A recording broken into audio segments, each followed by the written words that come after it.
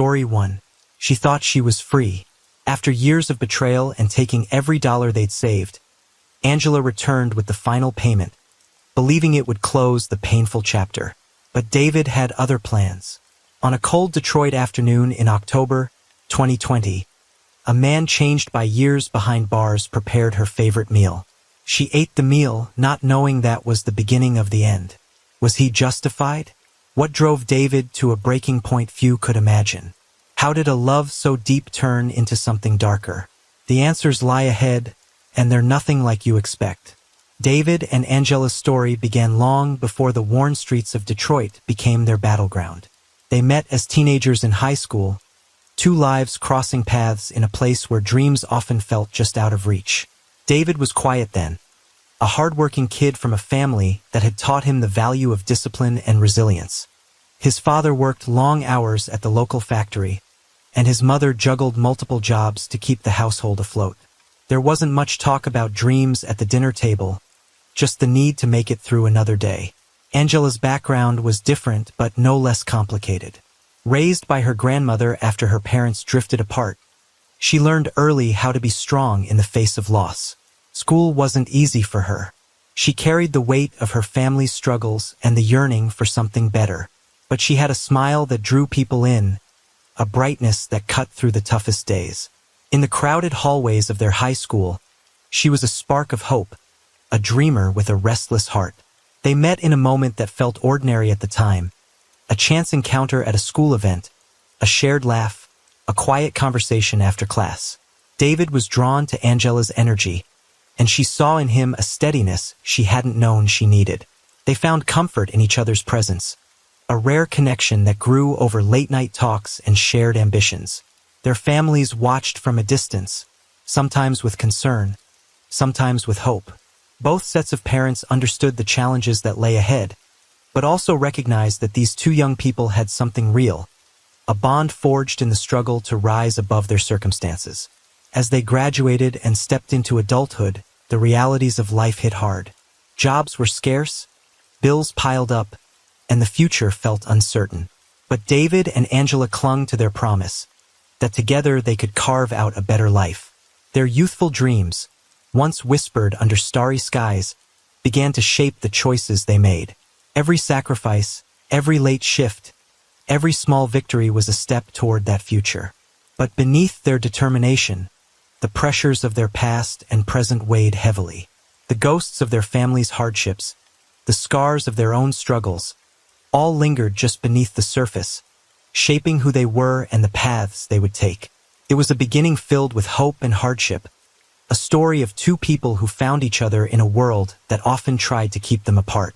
November 2nd, 2010, David sat at the kitchen table, his fingers trembling slightly as he logged into their shared bank account for what he thought would be a routine check. The screen loaded slowly, each second stretching longer than the last. Then the numbers appeared, a glaring zero staring back at him. $76,300. Every single cent they had saved, every hard-earned dollar scraped together through years of sacrifice and endless work, gone, vanished as if it had never existed. It wasn't just money. It was the foundation of their future, the dream they had held onto through bitter winters and late nights. The money meant a fresh start, a new life away from the struggles that had defined their days in Detroit. And now it was all wiped clean. David's mind raced, trying to make sense of what he was seeing. Transactions, withdrawals, transfers, the history of their savings account displayed like a trail of breadcrumbs leading nowhere. Each entry a reminder of what had slipped through his fingers. There was no simple explanation, no accidental spending or unexpected bill. It was all gone, removed with precision. The balance didn't just drop, it was emptied out completely in a matter of days. He stared at the screen in silence, not with tears, but with a storm inside. A mix of shock, disbelief, and something deeper that refused to settle. How could the woman he trusted most vanish with everything they built? How could the person who promised forever disappear and leave behind only an empty account? The silence of the room pressed in on him. The house felt colder, the weight of loss settling in every corner. I kept thinking maybe it was a mistake, David would later say, his voice low and steady. Like maybe the bank messed up or there was some glitch, but every dollar was gone like she never existed. The betrayal wasn't just financial. It cut through the very core of his trust, unraveling the life they had tried to build together. The money was a symbol of their sacrifices, their shared hopes. Its absence was a painful erasure of all that had been. As David sifted through the account statements, the reality became impossible to deny. The trail led only to one conclusion: someone close had taken it all, and that someone was gone. The emptiness in the account mirrored the emptiness in David's heart, a void left by a love-turned stranger and a future stolen in the silence. Not the kind of heartbreak you nurse with sad songs and sleep. No, this was something heavier, colder, the kind of pain that hollows a man out from the inside. David didn't just lose the woman he loved, he lost his future, his name, his peace of mind. Every plan they made together now felt like a cruel joke. Every memory, a knife twisting in his chest. He couldn't sleep without seeing her face, couldn't walk down the street without expecting to hear her voice. The betrayal was total. It wasn't just about the money. It was the fact that she looked him in the eyes every day and lied, kissed him goodnight while secretly plotting to disappear. Jaden didn't know whether to cry, scream, or stop feeling altogether. To understand what was lost, we have to go back to where it all began, to the story of two people bound by struggle and hope, their lives intertwined by more than chance. David and Angela strived on in the middle of hardship, their connection forged through shared battles and quiet determination. Life in Detroit was unforgiving, especially for those who didn't have much to lean on, but they found in each other a rare kind of strength, a partner who understood the weight of every long shift and every empty fridge. Their days were filled with exhausting work. Angela moved from one fast food job to another, standing on her feet for hours, enduring the cold stares and relentless pace. David cleaned offices late into the night, scrubbing floors and wiping down surfaces, while also flipping sneakers online, hustling to make whatever extra cash they could. Every paycheck, every dollar earned was a step closer to the future they dreamed of. In the small, cramped apartment they called home, the cold winter nights were softened only by their shared vision. Though they lived together, David and Angela were not married. They had talked often about their future, a time when they would stand side by side, exchanging vows in front of family and friends. But that moment wasn't for now. Not while they were still struggling to get by, scraping together every penny just to keep their heads above water. Their dream was different, a glamorous wedding someday, when their lives were stable, when the harsh realities of their present no longer defined them. Angela pictured a ceremony filled with laughter, music, and bright lights, a celebration of their love and the life they had fought so hard to build. David shared the vision, imagining a day where they could leave behind the cold apartments and battered cars, stepping into a new chapter marked by hope and promise. Until then, they focused on survival, knowing that every sacrifice they made was a step toward that dream. It was a future that gave them strength on the toughest days, a reason to keep moving forward, even when the weight of the world threatened to pull them under. They often talked about leaving Detroit behind, escaping the struggles that seemed to trap so many around them. The idea was simple but powerful. Save every dollar, stack the money, and open a soul food restaurant in Atlanta. It wasn't just a plan, it was their lifeline. The vision of that restaurant was more than just a business idea. It was a symbol of hope, a promise of something better. They imagined a place filled with the warmth of home-cooked meals, a spot where the flavors of their past would welcome others, a fresh start where they could finally breathe easy. Late into the night, with bills spread across the table and tired eyes, David and Angela would talk quietly about the future. Sometimes Angela would smile, describing the scent of collard greens and fried chicken in their new kitchen, the laughter of customers filling the room. David would nod, imagining the neon sign glowing on a warm Atlanta street, proof that their sacrifices were paying off. Their love and trust anchored them through every hardship. It was a bond built on shared dreams and quiet support, a fragile but real connection that kept them moving forward. But beneath the surface of those hopeful conversations, the cracks were beginning to form. To make that dream real, they created a joint savings account, a financial sanctuary that represented more than just money. It was the embodiment of their partnership, a trust they both invested in deeply. Every paycheck, every side hustle, every small windfall was funneled into that account. It was their combined effort, their future stacked up $1 at a time. David often reflected on why Angela had full access to the account. In his own words, she had access because we are all we got. That simple phrase carried the weight of their shared reality. No one else could be trusted, and together they had to carry the burden. But beneath the surface of this unity, subtle changes began to appear. Angela's conversations about their plans, once open and full of excitement, grew shorter, her answers less certain. She started keeping her phone close, sometimes disappearing for hours without explanation. Her friends noticed too, little things, like a hesitation in her voice, a distracted glance, or moments when she seemed lost in thought. There was a quiet restlessness in her that no one could quite place, a shift from the hopeful energy she'd carried for years. Family members described her as being different in those final months before the move. She was less reachable, more secretive about where she was going or who she was spending time with. When asked, she would offer vague excuses, a cousin she needed to check on, errands that took longer than expected, moments of exhaustion from juggling so much. These small cracks didn't raise alarms at first, because everyone believed in the plan. Angela was still part of the picture, still dreaming alongside David, or so it seemed.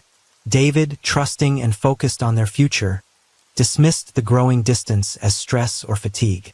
The pressures of poverty, long work hours, and the weight of their aspirations were enough to explain a quiet mood.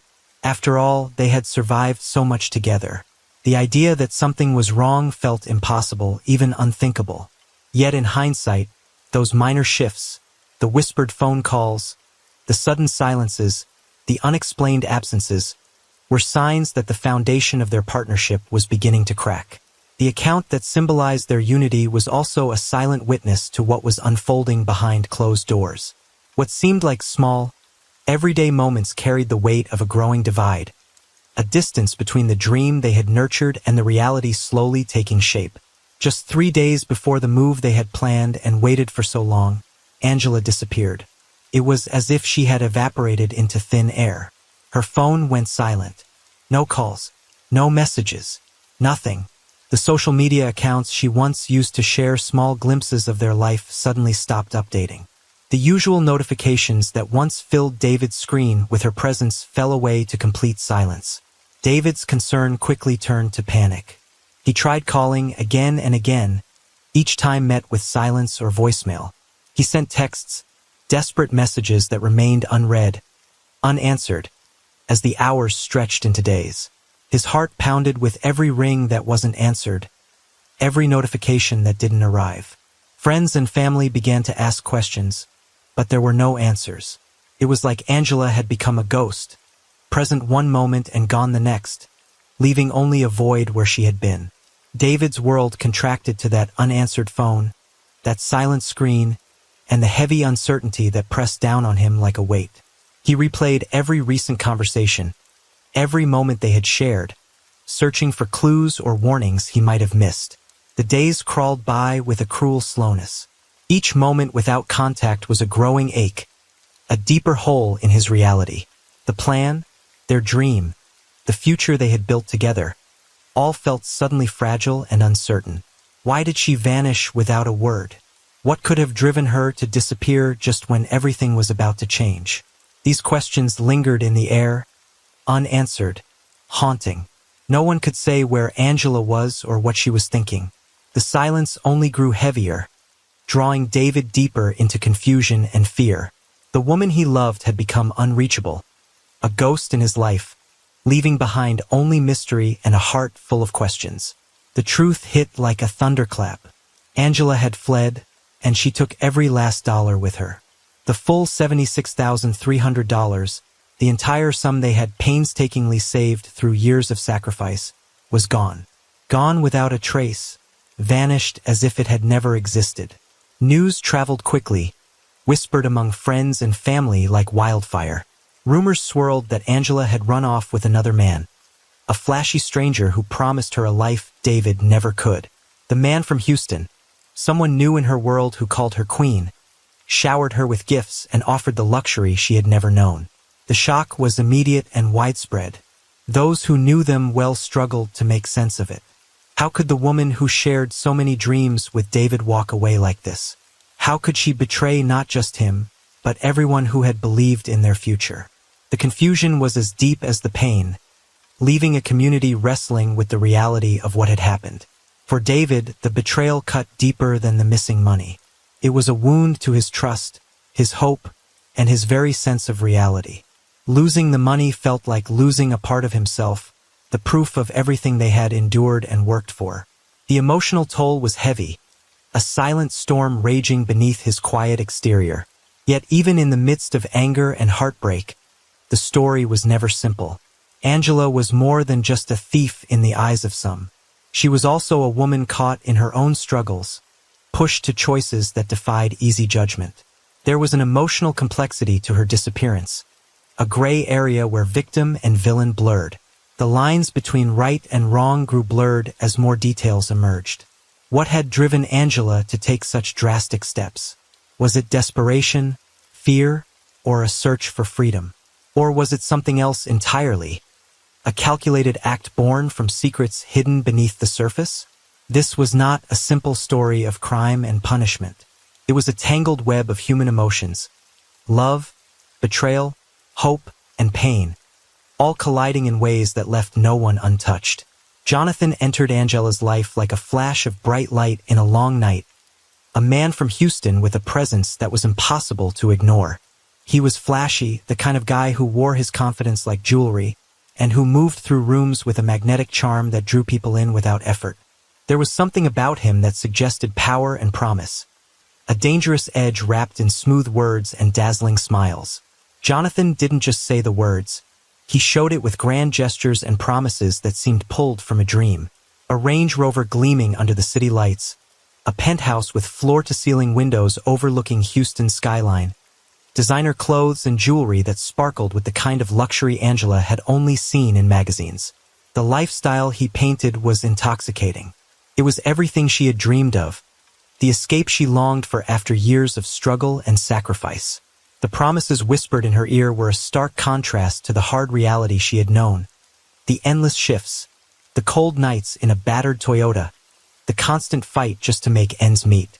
In those moments with Jonathan, Angela glimpsed a future where money wasn't the worry, where she could live free of the constant grind and the weight of unfulfilled dreams. It was easy to see why she was drawn in, why hope found its way back into her heart, despite the doubts and fears that lingered beneath the surface.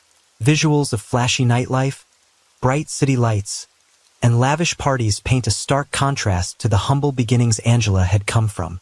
The world Jonathan offered glittered with excitement and possibility, a sharp break from the quiet desperation of her past. Yet beneath the glamour was a question. How much of it was real, and how much was a carefully constructed illusion designed to capture not just Angela's heart, but everything she had left to give? As Jonathan's promises grew louder, the line between hope and deception blurred, setting the stage for a story that would unravel far beyond the bright lights and luxury. For the first few months, Jonathan lived up to his promises. He dazzled Angela with gifts and lavish nights, painting a picture of the life she had dreamed about for years. But behind the scenes, the truth was very different. The promises he made began to unravel quietly, almost imperceptibly, until the cracks could no longer be ignored. February 14th, 2011. Valentine's Day, a day meant for love and connection. But for Angela, it became a moment carefully staged to pull her deeper into Jonathan's world. He took her on a private boat cruise along the Houston waterways, the city skyline shimmering under the soft glow of evening lights. The boat was sleek, the kind of luxury that seemed worlds away from Angela's past struggles. As the boat gently rocked on the water, Jonathan poured champagne, spoke sweet words, and made her feel like the only woman alive. To Angela, it was the perfect show of love, a dazzling escape that promised a future filled with glamour and warmth. She let herself believe in the moment, wrapped in the romance and the attention. But beneath the surface of this idyllic evening was the truth. It was all part of Jonathan's game.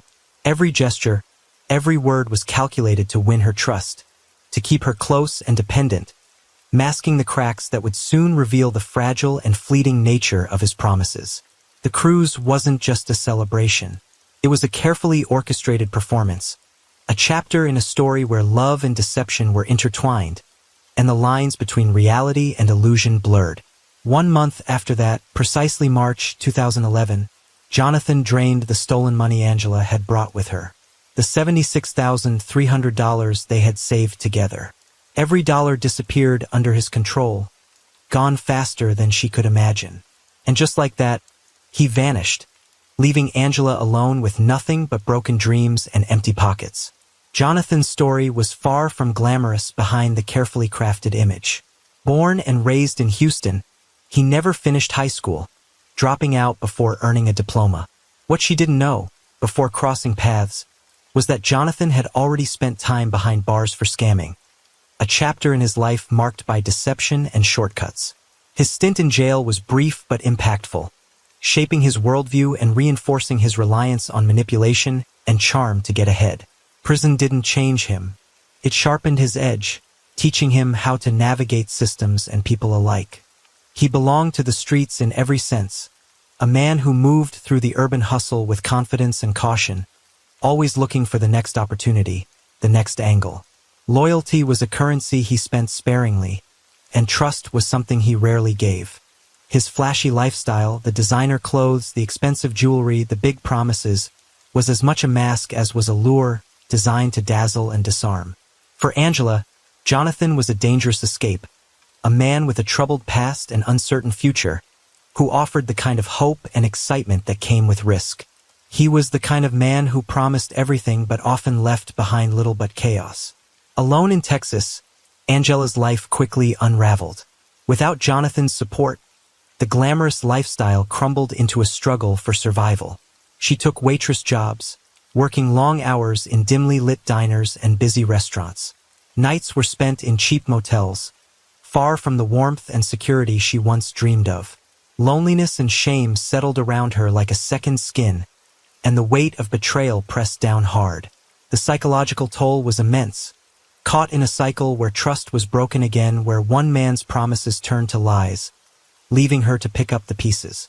Angela's fear and despair grew with each passing day, the hope she once held slipping further from her grasp. In quiet moments, her thoughts spiraled. Questions of worth, regret, and the harsh reality that some dreams come at a cost too high to pay. Meanwhile, back in Detroit, David's life was falling apart in a different way. As Angela struggled in Texas, he faced accusations he never imagined. The bank flagged the empty account, and with no sign of Angela, the authorities turned their suspicion toward David. They painted a picture of a man who had scammed his partner and stolen their shared savings. David couldn't afford a lawyer. The harsh reality of his situation hit hard as the court date approached. Without proper legal representation, he was left to navigate a complex and intimidating legal system on his own, struggling to make his voice heard against a tide of accusations.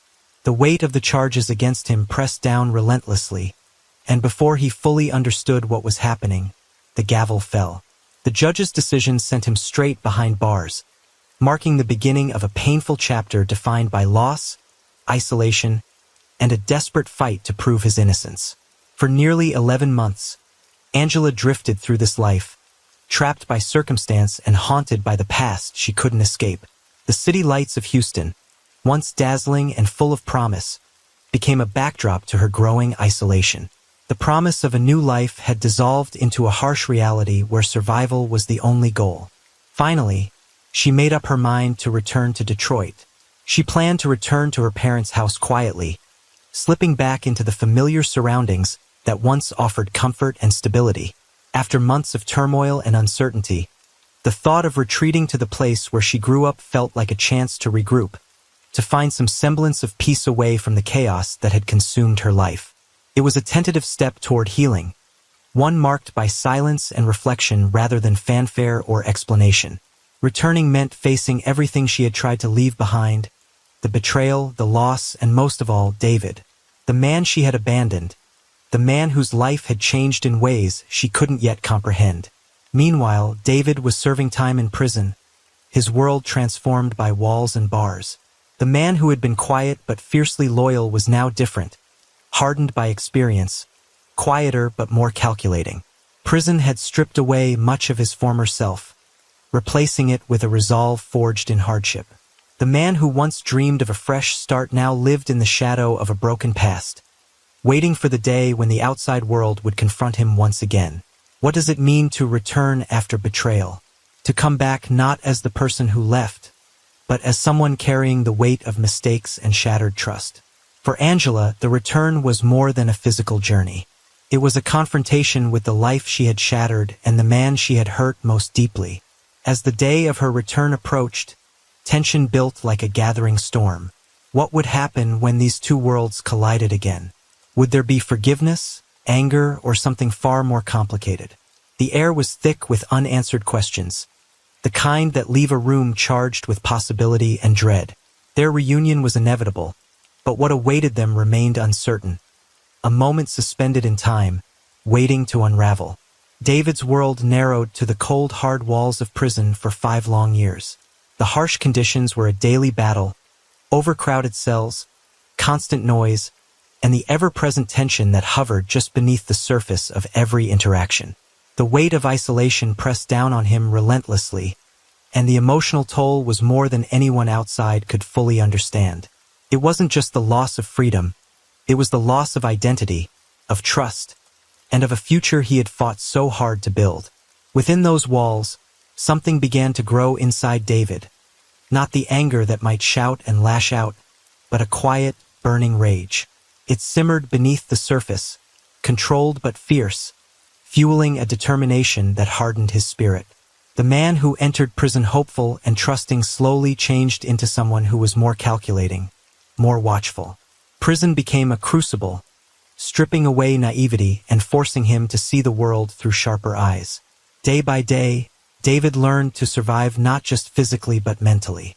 He studied the rhythms of prison life, understood the unspoken rules, and built a reserve of strength. The experience reshaped him, molding a man no longer willing to be a victim. Instead, he became someone ready to reclaim his life and seek justice on his own terms. David's transformation was not just about survival, it was about preparing for the moment when he would face the world again, and the woman who had vanished with everything they shared.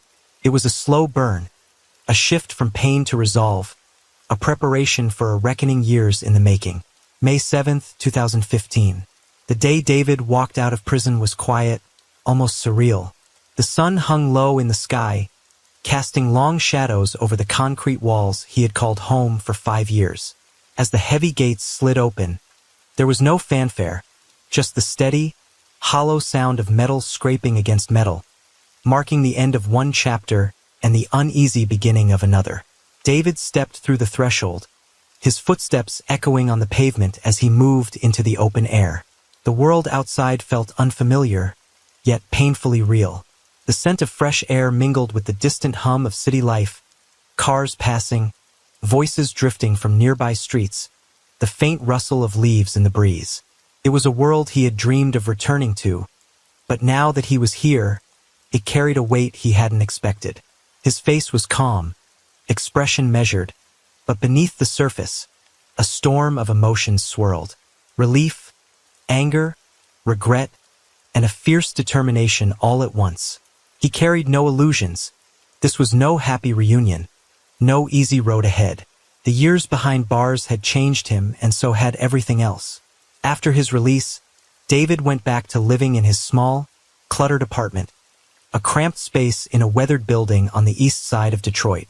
The walls, scarred and faded, bore silent witness to years of struggle, late nights, and quiet hope. The apartment was modest, barely enough room for one, but it was all he had left. The furniture was worn, the paint peeling, and the air heavy with memories. Yet it was familiar, a place where he could try to piece together a shattered life. Days blended into nights as David settled into a routine marked by solitude and reflection. He worked odd jobs, sometimes cleaning, sometimes delivering packages, anything to keep food on the table and the lights on. The weight of his wrongful conviction lingered, haunting every moment. Friends and family offered support, but the scars ran deep. He was a man changed, quieter but always watchful, carrying the sting of betrayal and injustice like a second skin. Then came the news Angela was back in town. The moment he heard it, something inside him shifted, his instincts sharpened. She had vanished once before, taking everything they had saved and leaving him to face the consequences alone. Now, with her sudden return, a new tension gripped him. He couldn't let history repeat itself. David began to monitor her cautiously at first, almost reluctantly. He didn't follow her like a shadow at every step, but he started noticing patterns, visiting familiar places, phone calls to old contacts, brief glimpses of her in the neighborhood. He paid attention to her social media activity, watching for any signs of new relationships or sudden changes. Late at night, when the city was quiet, he'd scroll through messages, old texts, anything that might give him a clue about her intentions. On several occasions, David spotted her outside local stores, sometimes at the bus stop, other times slipping into a small cafe they once frequented. He kept his distance, careful not to be seen, yet the desire to know what she was doing was overwhelming. Each sighting stirred a mix of emotions, anger, confusion, longing, but above all, a need to protect what was left of his life. David's vigilance became a part of his daily routine. He tracked her movements without confrontation, piecing together a map of her return. It was a silent game of watch and wait, a way to prepare himself for whatever came next. Life in that small apartment was quiet but tense, filled with unspoken questions and the looming possibility of reckoning. David was no longer just a man trying to rebuild. He was a man ready to face his past head-on, watching, waiting, and calculating his next move. It was a quiet afternoon outside a Dollar General on the edge of Detroit, a place neither flashy nor welcoming, just a humble corner store tucked between faded buildings and cracked sidewalks. The late autumn sun dipped low, casting long, uneven shadows across the parking lot, where a few cars were scattered, their engines humming softly in the distance. The air carried a faint chill, whispering through the bare branches of trees lining the street, as if even the city itself was holding its breath. David stood deliberately facing her, his posture steady and deliberate. His eyes locked onto Angela with an intensity born from years of betrayal and longing, years spent in silence and shadow. She was there having a cheap meal when David walked up to the table and sat down. Angela's body froze, her breath shallow and quickening, as recognition dawned like a cold wave crashing over her. For a long moment, the two of them simply stared, the weight of their fractured history stretching between them like a taut wire ready to snap. The bustling world around them seemed to fade into a muted backdrop, their shared silence louder than any words could be. David's face was calm, almost unreadable, but beneath that calm was a depth of feeling that few could guess, a mixture of anger, hurt, and something colder, more calculating. Angela's eyes darted, searching for any sign of the man she once loved and left behind. Memories flooded back, promises broken, dreams stolen. The long months of absence and the accusations that followed. Her heart pounded, not with the warmth of reunion, but with the heavy weight of reckoning. David finally spoke, his voice low and controlled, cutting through the tension like a knife. "You have two choices," he said, steady and clear. "Marry me and pay back every dollar you took, or I take everything I have, bank statements, texts, security footage, and hand it all over to the police. It's your decision." His words hung in the air, cold and unforgiving, leaving no room for evasion. Angela's mind raced, caught in the grip of a moment she never imagined would come. The power dynamic had shifted completely. The woman who had vanished with everything they had once shared was now faced with the consequences of her actions, standing before a man transformed by years of loss and silent rage. Around them, life went on. Cars passed by, shoppers entered and exited the store. Children's laughter echoed from a nearby playground, but none of it reached them. They were locked in a moment suspended between past and future, where the choices made now would echo for years to come. Angela's silence stretched, the weight of the decision pressing down.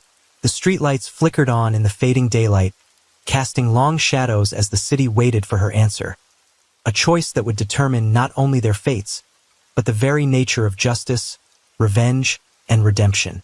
The choice she made in that instant would set the course for what came next, a decision that neither of them could fully predict, but both understood was a point of no return. Angela's choice was born not from love, but from fear, a decision forced by circumstance, the weight of consequences pressing down on her with an unforgiving hand. She agreed to marry David, not as a partner in life, but as a means of survival, a way to keep the worst of her past from catching up with her fully. For David, this marriage was never about forgiveness or rebuilding what was lost. It was about control, a way to exact justice on his own terms, to balance the scales after years of betrayal and injustice. Revenge was quiet but relentless, simmering beneath every calculated move he made. This was a contract, a binding agreement that put Angela squarely in debt to him, a debt measured not only in dollars but in trust and power. August 7, 2015. Their wedding was a quiet one, stripped of the celebrations and fanfare that most imagine when thinking of such a moment. There were no bustling crowds, no joyful laughter echoing through a crowded hall, no familiar faces gathered in support or love. Instead, it was just the two of them, David and Angela, standing at the altar with a single pastor officiating the ceremony. The room was small and unadorned, the walls bare except for a simple cross hanging quietly behind the pastor. The air was thick with tension and unspoken words, a stark contrast to the warmth and happiness that weddings typically carry. Angela's eyes avoided David's as she stood beside him, the weight of the moment pressing down on her shoulders. David's expression was calm but distant, his eyes fixed forward, as if the ceremony was a formality rather than a celebration of love. The pastor's voice echoed softly through the room, reciting the vows that felt more like contracts than promises. There was no exchanging of smiles or gentle touches, only the cold formality of words spoken and signatures signed. The ring on Angela's finger was heavy with meaning, not a symbol of unity, but a reminder of debts owed and power held. As the ceremony concluded, they left the room quietly. No cheers marked the beginning of their marriage, only a heavy silence that followed them out into a world where the lines between love and control, forgiveness and revenge, blurred into a complicated unspoken truth. Their wedding was not a beginning filled with hope, but a continuation of a story marked by pain, resilience, and a struggle for control that neither could escape. David never once called Angela his wife. To him she was a debtor, a reminder of the past she could never erase. Psychologically, this marriage became a prison more confining than any cell. The ring on her finger was not a symbol of love, but a shackle, a constant reminder of the debt she owed and the life she had chosen out of fear. Angela lived in a world where every step was measured, every word weighed, and every move tracked by a man who refused to let go. The emotional complexity of this arrangement ran deep. Angela's presence in David's life was marked by tension, resentment, and an unspoken understanding that this marriage was not an end, but the beginning of a new kind of struggle. One fought in silence and shadows, where forgiveness was absent and control reigned supreme. Angela's life after the marriage was a relentless grind, marked by exhaustion and a constant sense of being watched. She worked 3 jobs, waitressing through the day, cleaning offices at night, and doing hair on Sundays. Each paycheck funneled straight into what David called the debt was more than just a ledger. It was a symbol of the fragile balance between control and survival in David and Angela's marriage. From the moment they were bound by that quiet, tension-filled wedding, every dollar Angela earned was meticulously recorded in its pages. Each paycheck she brought home, from waitressing shifts to cleaning jobs and hairstyling appointments, was noted line by line, slowly chipping away at the debt she owed. The journal itself was a worn notebook, its pages filled with neat columns of numbers and dates, a relentless tally of repayment that hung over Angela like a shadow. It wasn't just about the money. It was a constant reminder of her place in their fractured relationship. No longer a partner, but a debtor, accountable and watched. The act of logging each payment became a ritual of control. David didn't need to raise his voice or demand explanations. The journal spoke for itself. It held Angela's progress, measured in dollars and cents, against the $76,300 that had vanished years before. Every entry was a mark of accountability, a symbol of the debt that defined their life together. For Angela, the journal was both a burden and a prison. It tracked her efforts, her sacrifices, and the slow, grinding pace of her repayment. The numbers never blurred, never softened, and never forgot. It was a ledger of loss and consequence, a silent witness to the emotional toll of a marriage bound by debt rather than love. In the quiet moments, the journal lay open on the kitchen table, a reminder that their relationship was no longer about trust or forgiveness, but about a debt that had to be paid, $1 at a time. 5 long years passed like a slow, hard road. Every day was about working, paying bills, and watching every dollar closely. The small apartment where David and Angela lived held the quiet tension of a life full of struggle and waiting. One quiet afternoon, Angela walked into that apartment carrying a small envelope. It was worn and creased from being handled so many times. Inside was $400 in cash, the very last payment she owed after all those years. Her hands shook a little as she put the envelope on the kitchen table, a table that had seen so many meals, talks, and silent moments. Her voice was soft, almost a whisper, but it held a lot of meaning. "It's done. We're even," she said. David looked up from his chair and met her eyes. He nodded slowly, quiet, but clear. The room felt heavy with relief, tiredness, and a tension that neither of them could say out loud. This wasn't just about money being paid back.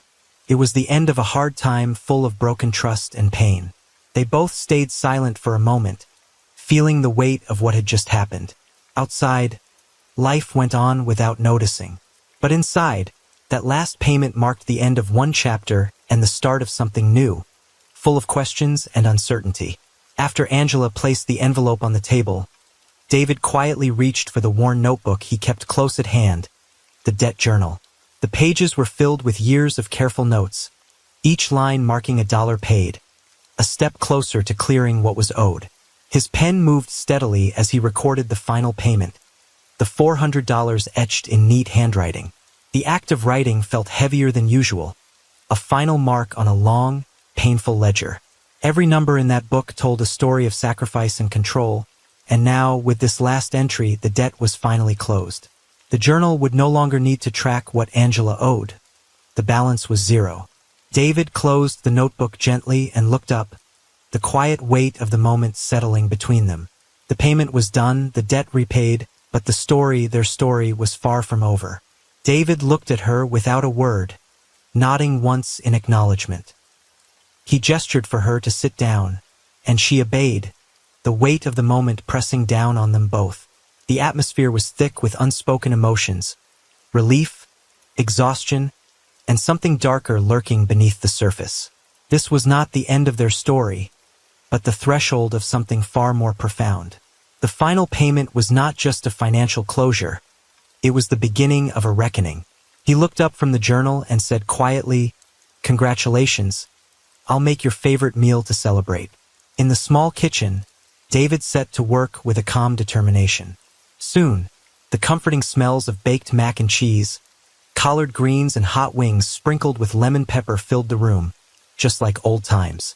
Angela watched in silence as the familiar dishes took shape, the aroma stirring memories long buried beneath years of hardship. When the meal was ready, David set the plates before her. For the first time in years, a genuine smile spread across Angela's face, a brief moment of warmth and peace in a life filled with pain and regret.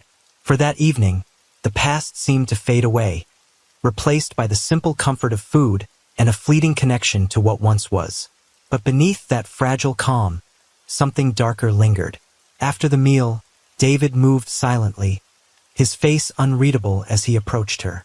There was no warning, no outburst, just a quiet resolve as his hands went around her throat. Angela didn't scream, there was no struggle. The silence was heavy, the finality complete in the stillness of that moment. Because now it was paid in full. Without hesitation, he picked up the phone and called the police on himself.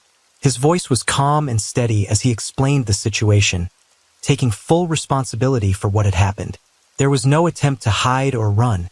He was ready to face the consequences of his actions. When the officers arrived, David met them without resistance. He didn't try to explain or justify his choice beyond what he had already said. Sitting calmly on the porch, he waited as the reality of his decision took hold. This was the final chapter of a long and painful story, one he was determined to close on his own terms. When the police arrived, David did not run. He sat calmly on the porch, a beer in hand, eyes fixed on the stars above. The officers found no resistance, only a man exhausted by years of loss and betrayal. When asked why he did it, David looked them in the eye, his voice steady and unwavering. Because now it's paid, in full. Then, with a quiet smile, he whispered, "Finally." When David was arrested, the community's reaction was a mix of shock, disbelief, and uneasy whispers that spread quickly through neighborhoods and local hangouts. Many who had known him as a quiet, hard-working man struggled to reconcile the image of the man they respected with the gravity of the crime he had committed. Some expressed sympathy, believing he had been pushed to the edge after years of betrayal and hardship, while others saw his actions as unforgivable. Families who had followed the story debated quietly in living rooms and at corner stores, torn between feelings of sorrow for both David and Angela. The news sparked conversations about trust, justice, and the heavy toll of hidden behind closed doors. While some community members condemned what had happened, others questioned how a man who had suffered so much could end up in that place. Local leaders and advocates reminded people to consider the deeper issues at play, the failures of the justice system, the struggles of those caught in cycles of poverty, and the complexity of human relationships. The arrest became more than just a headline. It was a mirror reflecting the fractured realities many faced. In the end, David's arrest left the community divided, grappling with pain, anger, and a haunting sense of a story that was never truly black or white. May 17, 2021 marked the beginning of a trial that would reveal the depths of betrayal, pain, and broken trust. David entered the courtroom alone, without an attorney by his side. Financial constraints had left him with no choice but to represent himself, a daunting task for any man, especially one carrying the heavy burden of years filled with hardship and heartache. The courtroom was filled with spectators, legal professionals, and family members, all watching as a man prepared to tell his story in his own voice. David took a deep breath as he stood before the judge, his eyes steady but weary. In that moment, he was no longer just a defendant. He was a man seeking to explain everything that had led him to this moment, a desperate act that forever changed his life. His voice, though calm, carried the weight of years spent in silence and pain. He recounted the early days of their relationship, the hope and shared dreams that had once defined their life together. He spoke of long nights working multiple jobs, saving every penny toward the future they imagined. A soul food restaurant in Atlanta, a fresh start far from the struggles of Detroit. But then came the betrayal, Angela's sudden disappearance, the emptiness left by her vanishing, and the devastating discovery that their entire savings, $76,300, had been stolen. David described the loneliness that followed, the confusion and anger that grew as he tried to make sense of it all. He talked about the months he spent trying to find Angela, only to learn she had fled with another man.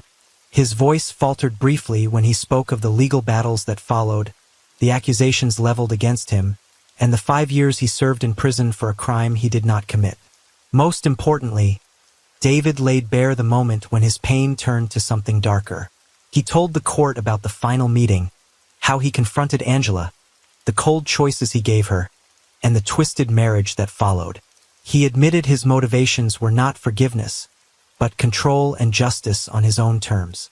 The jury heard how the debt she owed was tracked meticulously in a journal, and how years of tension simmered beneath the surface of their broken marriage. Throughout his testimony, David spoke not to excuse his actions, but to explain the deep wounds left unhealed, the betrayal that pushed him beyond the limits of endurance. His story was raw, filled with contradictions, a victim turned perpetrator, a man seeking justice in a world that had denied him. The courtroom was silent, the judge listening intently as David concluded. The weight of his words hung heavy in the room, yet the law demanded a verdict based on facts, evidence, and the letter of justice. After deliberation, the judge pronounced the sentence, 15 years imprisonment. It was a harsh punishment, one that echoed through the room with finality. For David, it was a sentence not just to prison, but to years of reflection on choices made and paths taken. The judge's decision closed a chapter, marked by pain and loss, but opened another filled with the hard realities of consequences and remorse. The story that had unfolded in the courtroom was a complex one, about love, betrayal, survival, and the blurred lines between right and wrong. As David was led away, the room held a mixture of emotions, sorrow, anger, and a lingering question about justice.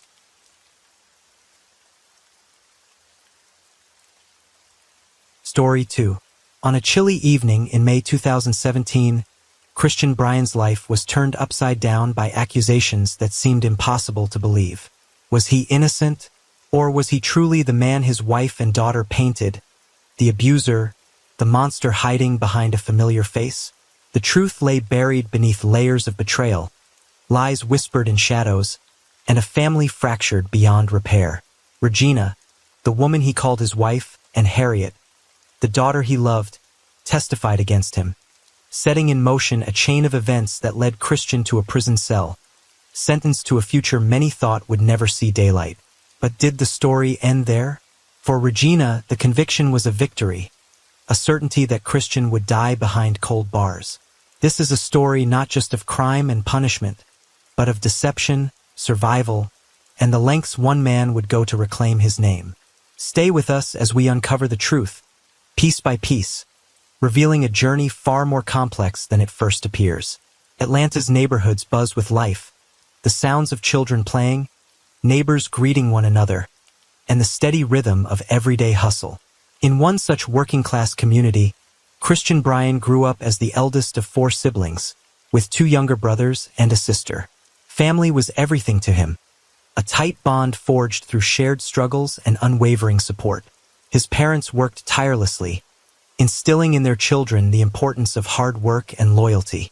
Christian understood early on that life would not hand him any easy breaks. There was no college scholarship waiting, no inheritance to fall back on. What he had were calloused hands, a steady work ethic, and a resolve to create his own path. As a teenager, Christian took on every job he could find, including washing cars, landscaping, and any odd jobs at all to help support the family. His determination was clear even then. Moving into his early 20s, he found steady work in construction and later as a mechanic, learning skills that demanded patience, hard work, and dedication. These roles didn't just build his hands, they shaped his character. Loyal, humble, and grounded, Christian was a man who believed in doing what needed to be done without complaint or fanfare. While he kept his emotions close, those who knew him sensed a deep well of care and responsibility, especially when it came to his family. Relationships weren't easy for him. He approached love with caution, wary of letting his guard down. But he held fast to his faith, which provided strength during the hard times. Sundays were reserved for church, a place where he found peace and connection beyond the daily grind. This faith and resilience quietly carried him through life's challenges. At 29 years old, Christian had built a modest but stable life. He had a small apartment, a paying job that took care of his expenses and savings from careful living. His world was simple, grounded in reality, but full of hope. Then, at a community event that summer, his life took an unexpected turn. A woman named Regina walked into the room. She was sharp, confident, and carried a presence that caught Christian's attention instantly. Their eyes met, and in that silent moment, something shifted inside him. He felt a connection he didn't fully understand yet, but it was charged with quiet promise. This was the beginning of a chapter in Christian's life that would change everything he thought he knew about love, trust, and the life he had worked so hard to build. But who was Regina? Regina came from a world that was different from Christian's. A city where ambition ran high and every step was measured in achievements. She grew up in a neighborhood known for its sharp minds and high expectations. From an early age, Regina learned to work hard and think big. Her parents pushed her to aim for more than just getting by. They wanted her to rise, to claim a future that was secure and respected. After college, Regina built a career in marketing, working long hours and coasting through corporate challenges. She was focused, determined, and driven by a need to succeed. Christian was working on a major community redevelopment project in Atlanta in the spring of 2002, a public park renovation aimed at revitalizing a neglected neighborhood. The city had brought in a team of professionals to help promote and fund the project, including Regina, who was leading marketing efforts for the initiative on behalf of a local nonprofit organization. Their first meeting happened during a site visit, where Regina was coordinating a community outreach event. Christian was overseeing part of the construction team, ensuring everything was on schedule and to standard. Amid the bustle of workers, families, and city officials, their paths crossed. A quick but meaningful exchange as Regina asked for input on the project's progress and Christian offered candid insights grounded in experience. There was no grand spark in the crowd. It was a brief moment of genuine respect between two people dedicated to making a difference in their city. Over the next few weeks, their interactions grew. Regina visited the site frequently to organize events and promote community involvement, and Christian's steady presence became familiar. Their conversations deepened beyond work. Hopes for their futures, the challenges they faced, the dreams they held.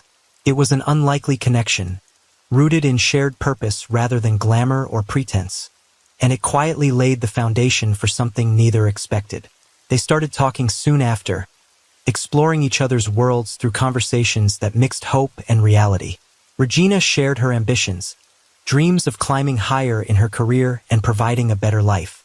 Christian spoke of stability, family, and making something meaningful with his own hands. Their differences were obvious. She, polished and city-savvy. He, grounded and shaped by hard work in a close-knit community. Yet, those differences brought them closer, each curious about the other's life. Regina was cautious but intrigued. Christian admired her confidence and clarity. They began spending more time together, slowly bridging the gap between their worlds. But this relationship was never going to be simple. Regina's family made their feelings known in subtle ways. Her mother, protective and traditional, worried about Christian's background. Low-key discussions among relatives hinted at doubts. At family dinners, the air held a mix of politeness and silent judgment.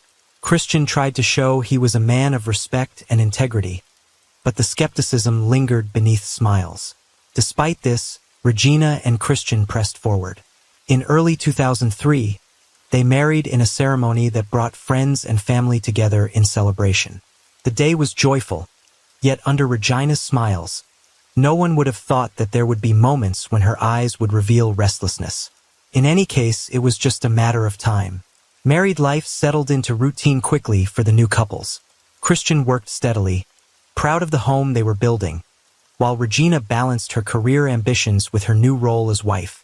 The next year, which was 2004, Regina discovered she was pregnant, a moment that filled both her and Christian with joy and anticipation. They embraced the news warmly, excited to prepare for the arrival of their first child. Together, they attended doctor's appointments, decorated the nursery, and shared dreams of the life they would build as a family. Christian was especially proud, seeing their baby as a symbol of hope and a new beginning, a chance to create a lasting legacy rooted in love and hard work. Regina, embracing her new role as a mother, felt a deep and unwavering love growing every day for the little life growing inside her. She dreamed of raising their daughter with care, teaching her to be strong, kind, and ambitious in her own right. When their daughter Harriet was born, she brought with her a radiant light that filled their home.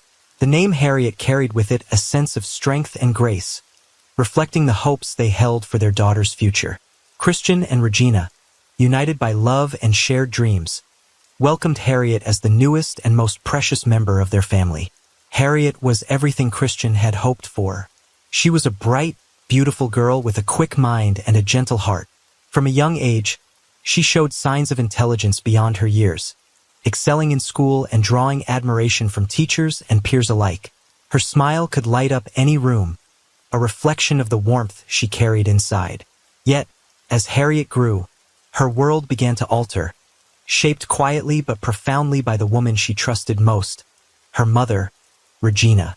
Their bond was close, a mother-daughter connection filled with shared secrets and heart-to-heart conversations late into the night. Christian noticed this closeness, but it felt normal to him. There was nothing to be weary of, he thought. As time passed, Harriet started pulling away from Christian, not because she didn't love him, but because she was caught between two worlds he couldn't quite reach. Regina's influence was quiet, but steady. When Christian wasn't around, Regina would softly tell Harriet they deserved more. More than the small house, more than the slow life they had. Those words, gentle but clear, began to grow inside Harriet's mind. She started to see their life not as a safe place, but as something holding her back from bigger things. Year by year, Harriet soaked up her mother's hopes and dreams like a sponge. Regina painted pictures of a world far from their neighborhood, full of fame and success. Harriet listened and believed those dreams could come true, but only if she followed her mother's path. Christian stayed busy working and protecting his family, unaware of these quiet changes happening right under his nose. The closeness he thought they shared began to fade, replaced by a silent tension neither he nor Harriet could fully understand. The small cracks grew bigger, hidden but real. Regina's hopes for herself and Harriet quietly pushed their choices, shaping Harriet into someone very different from the little girl Christian once knew. Behind closed doors, Regina talked in soft voices about a plan, one that would change everything and rewrite their family's story in ways Christian never saw coming. But did young Harriet know how deep her mother would go to give her the reality she painted in Harriet's mind? But what was it that stirred inside Regina, the once happy and content wife, that made her begin to feel restless? Was it a quiet yearning for something more, something beyond the life she and Christian had built together? Regina's ambitions had quietly turned into something far more calculated. She began to shape a plan with precision, aiming to destroy Christian's reputation and take control of the life she believed she and Harriet deserved. It wasn't a sudden decision, but a methodical process, carefully plotted and executed over months. First came the falsification of evidence. Regina staged bruises on her own body, choosing places that would seem convincing but not so obvious as to raise suspicion. She took selective photos, capturing only moments that could be twisted into proof of abuse. Messages on her phone were carefully crafted, texts from Christian edited or created to suggest control and anger where none existed. This manipulation was calculated, designed to fool not just Christian but those who would judge him. Next, Regina turned her attention to Harriet. She coached her daughter to make serious accusations, like claims of abuse and molestation that would shock anyone who heard them. At first, Harriet hesitated. The weight of the lies felt heavy on her conscience, and moments of doubt flickered in her eyes. But Regina's promises were powerful. This was a ticket for Harriet to get modeling contracts, a new lifestyle, the chance to escape the limitations they had always known. Slowly, Harriet agreed, pulled into a world where truth bent under pressure and desire. With these accusations prepared, Regina approached the police. She presented her staged evidence with convincing calm, knowing that once the system was in motion, it would be hard to stop. Some officers were skeptical, but the weight of the supposed evidence and Regina's polished story pushed the case forward. She had learned how to manipulate the system, understanding where pressure points lay, and how to apply them without raising alarms. The police began formal investigations, interviews, and evidence collection, all based on a carefully constructed narrative that Christian had no chance to defend. The reality of how such evidence can be fabricated through selective images, coerced statements, and misleading documentation became clear as the process unfolded. It was a web designed to entrap, and Christian was the prey. Then, the moment came that Christian had feared, but hoped would never arrive. An official subpoena. It landed at his door with cold finality, summoning him to answer charges that threatened to unravel everything he had built. The quiet destruction Regina had planned was no longer hidden. It was now public and unstoppable. But what role had Christian played? Was he actually innocent? Christian was stunned when the accusations first reached him. The words didn't make sense. How could Regina, the woman he trusted, turn against him so completely? Confusion swirled with heartbreak as he tried to process the betrayal that cut deeper than any physical wound. His mind raced, struggling to connect the person he loved with the stories unfolding around him. Friends and neighbors who once offered support now spoke in rumors. Some urged him to fight back aggressively, to strike before the accusations could stick. "You've got to defend yourself," they said, "or they'll bury you." But Christian refused. He clung to the belief that Regina's anger was temporary, that reason and love would prevail. He replayed memories of better days, like quiet evenings, laughter shared, promises made. Those moments kept hope alive, even as reality crumbled. Inside, a battle raged. Anger burned at the injustice, but beneath it, love still lingered. He wrestled with disbelief, torn between wanting to shout the truth and fearing the cost of confrontation. The isolation grew. His once familiar neighborhood became a place of gossip and sideways glances. Doors that had been open now closed silently. Christian found himself alone in a crowd, the weight of suspicion pressing down. Then, the day came he dreaded would come, and the quiet life he'd built would shatter in an instant. With no answers, no clear path forward, Christian was arrested, stepping into a nightmare he had never imagined but now had to survive. But how did this happen? Christian was working on the construction site one fateful day. The sun climbed slowly over Atlanta's skyline. It was a typical morning filled with the sounds of machinery and the smell of fresh-cut wood and concrete dust. Christian had been in the trade for years, proud of the work he did with his hands, building something real from the ground up. Today, he was focused on overseeing a crew erecting steel beams for a new community center. The work was demanding, but it gave him a sense of purpose and stability. As he directed a team, his phone buzzed with a message from Regina. But before he could read it, 2 police officers approached him with a quiet but firm urgency. Christian's heart dropped. There was no smile, no explanation, only the cold weight of authority. "Christian Bryan," one officer asked. He nodded, confusion creeping into his expression. They informed him there was a warrant for his arrest. Time seemed to slow as those words sank in. His colleagues stopped and stared, words spreading like wildfire. Christian's hands, once steady with tools, now trembled slightly as the officers read him his rights. "You have the right to remain silent," one said. "Anything you say can and will be used against you in a court of law." The ritual was chilling, routine to them but devastating for him. The handcuffs clicked tight around his wrists, cold and unyielding, sealing a reality Christian never imagined. He was led away from the site, past familiar faces that now seemed distant, even hostile. The murmurs of shock and disbelief followed him, cutting deeper than any accusation.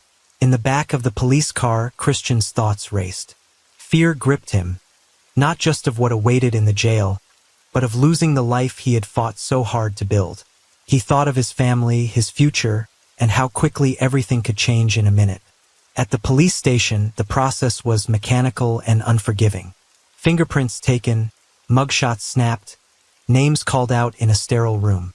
Christian felt like a number, stripped of identity, reduced to a suspect in a story he swore was not true. Every step was heavy with humiliation.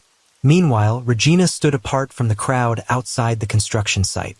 Her face was calm, unreadable, betraying no emotion. She watched as Christian was taken away, confident that the truth was on her side, or at least that her plan was succeeding. Word of the arrest spread rapidly through the neighborhood. Local news crews arrived, their cameras capturing the tension and confusion.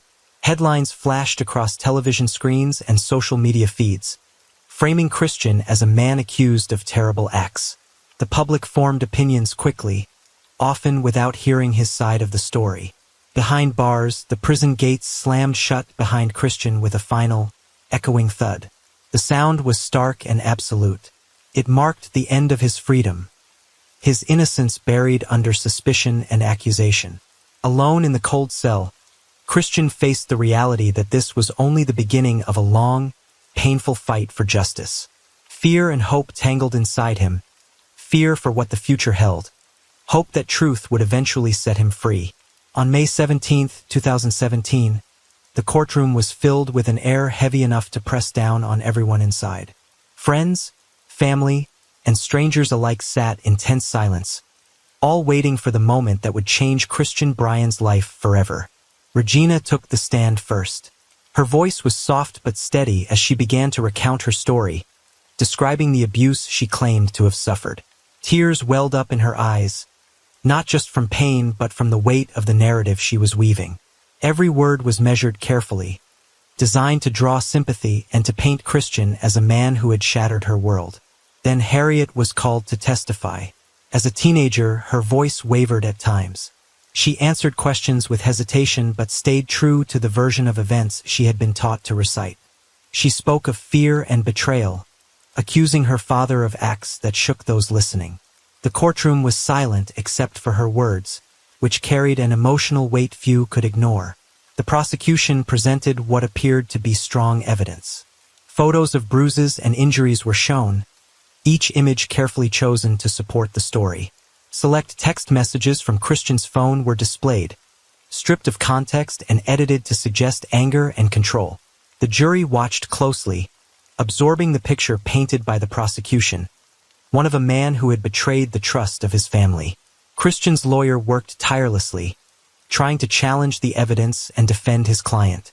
But the judge limited opportunities for Christian to speak out directly, and the defense's objections often fell on deaf ears. The mood in the courtroom grew heavier as the case moved forward. Despite pointed questions and challenges from the defense, the jury's focus remained fixed on the emotional testimony from Regina and Harriet.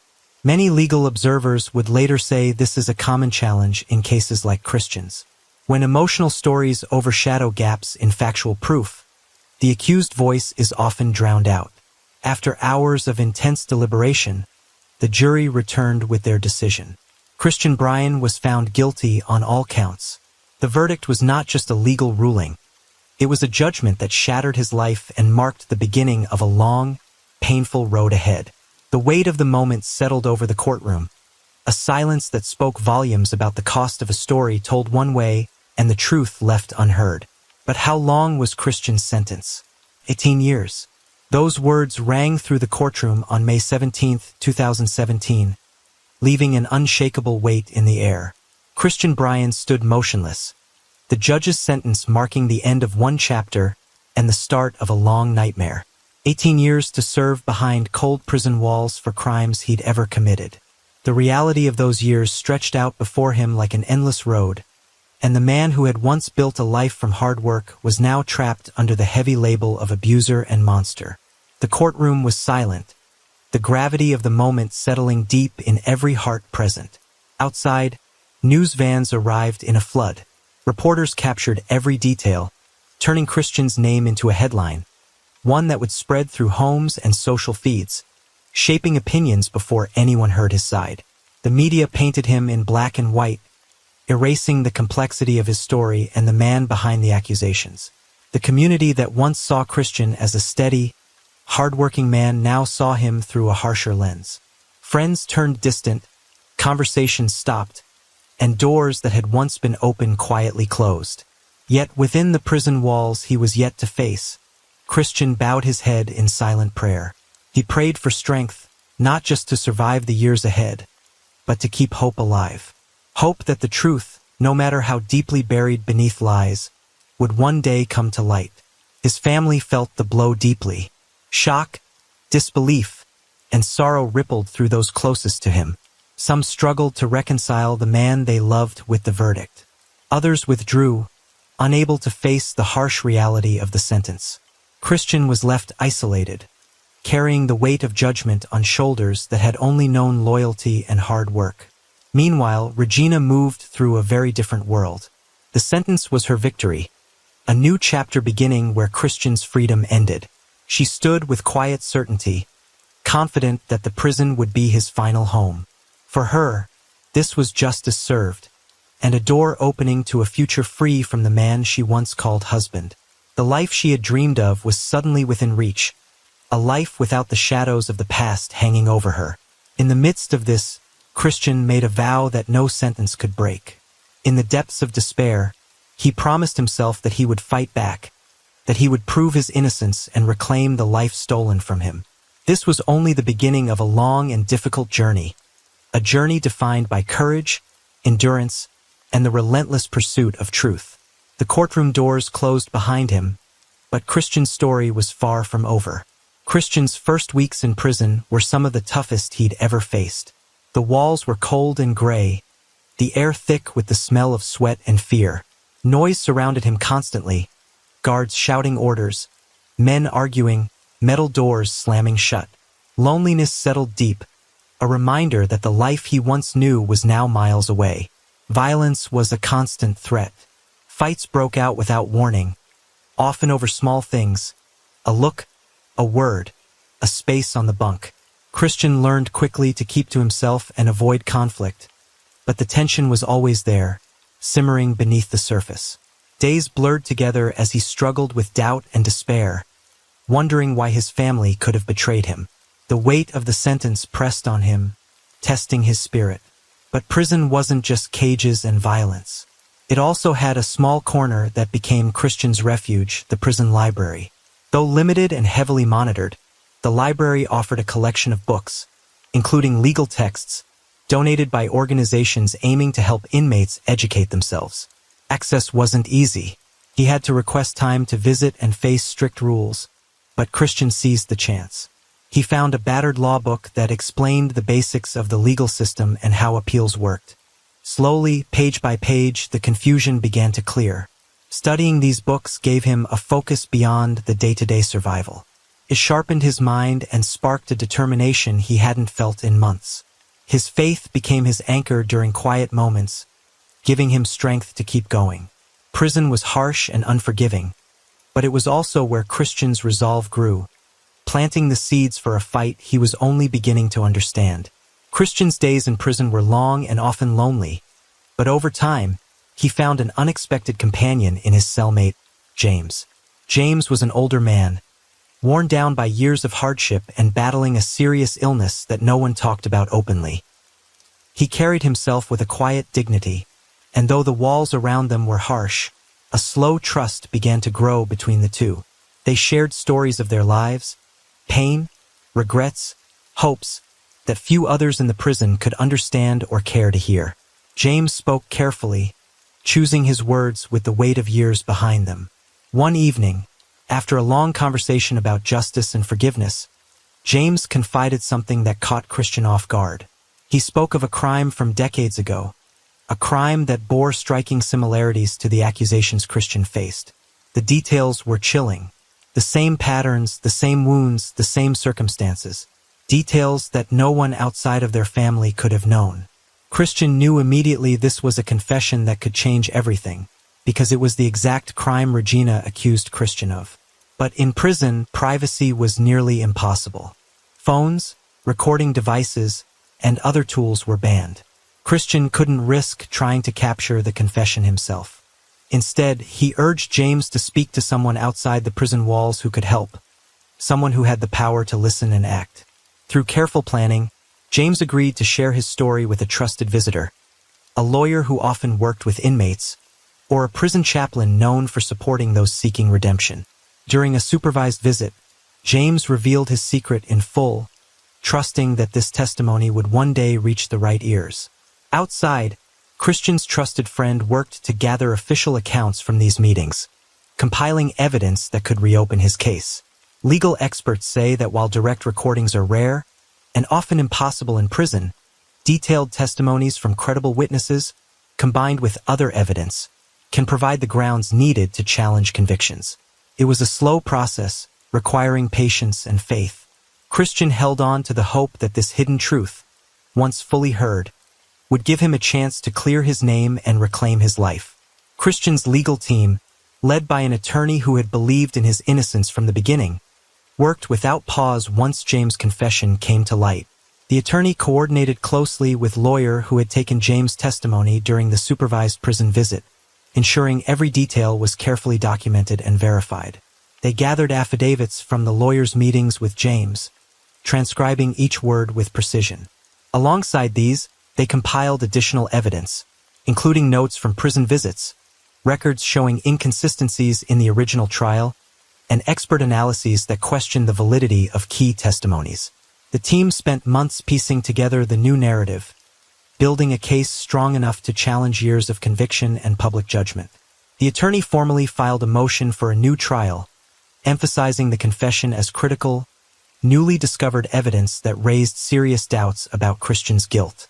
The motion detailed how the confession matched specific facts only the true perpetrator could know, facts that had never been properly examined. The court responded by ordering a comprehensive review of the case. Investigators went back to forensic reports, witness statements, and trial transcripts with fresh eyes, uncovering errors and overlooked details. Forensic experts testified that the injuries described by James aligned perfectly with the crime scene evidence, contradicting the original prosecution's narrative.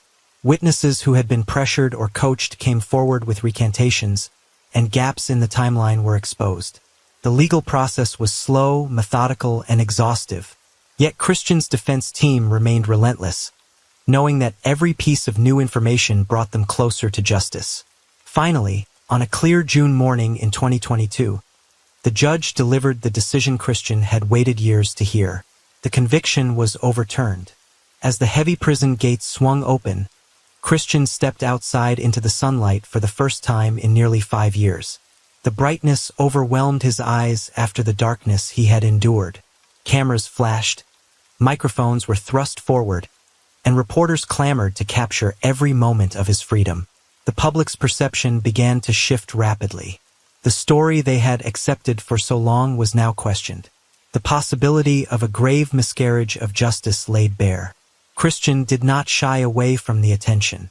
Instead, he stood tall, his face calm but determined. He knew this was only the start of a new fight. A fight for his name, for the truth, and for those who suffered similar injustices. The past had tried to bury him, but now he was back, ready to reclaim his life.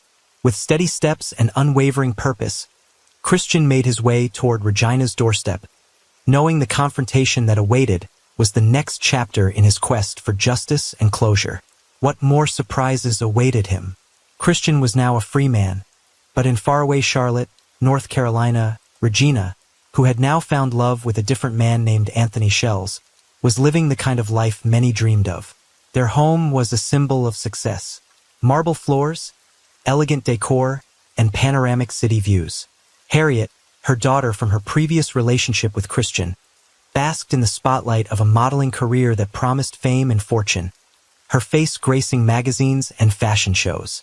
Luxury surrounded them, a stark contrast to the modest life Christian once fought to build. One quiet evening, Regina was at home, dressed in silk pajamas and holding a glass of wine, enjoying the calm that came with a life rebuilt far from the past. Suddenly, there was a sharp knock at the door. Moving with grace, she opened it, only to freeze in shock. There stood Christian Bryan, the man she was certain had died behind bars, now smiling calmly at her. The glass slipped from her hand, shattering on the tiles. His smile was steady, almost gentle. "Miss me?" he asked softly. Regina screamed, the sound breaking the silence. Christian didn't flinch. He reached into his coat pocket and handed her an envelope. Inside was undeniable proof, evidence that would shatter the world Regina had built.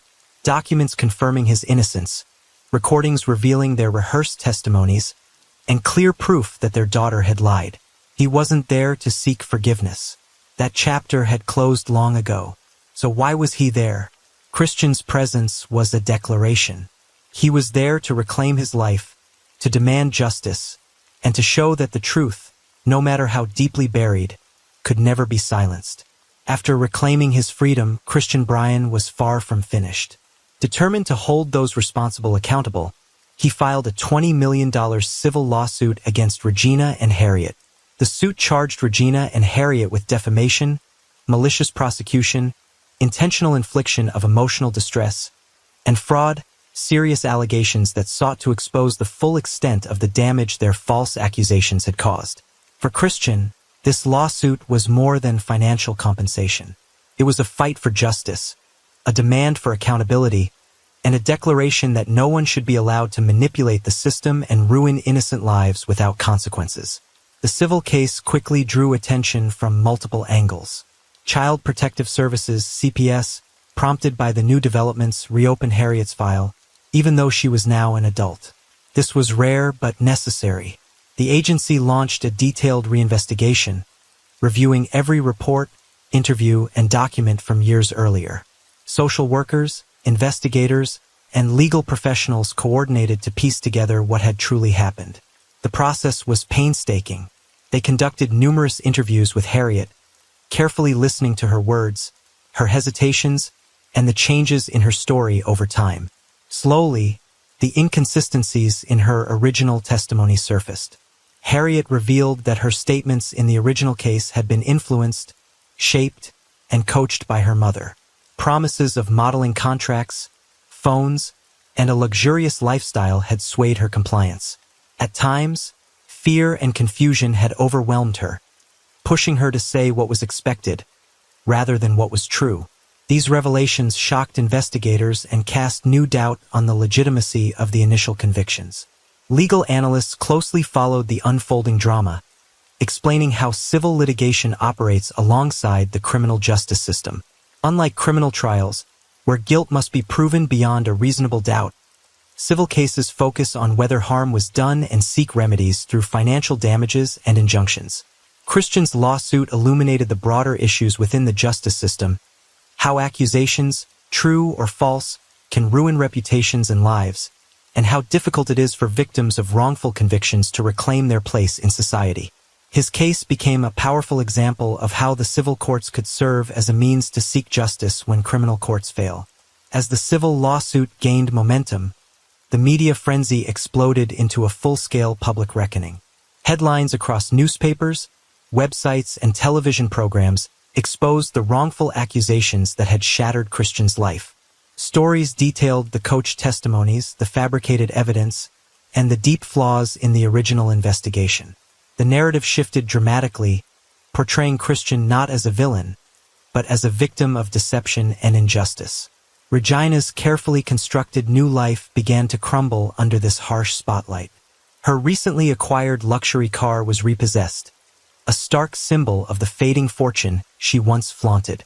Endorsement deals that had once poured in dried up almost overnight as companies distanced themselves, unwilling to be associated with scandal.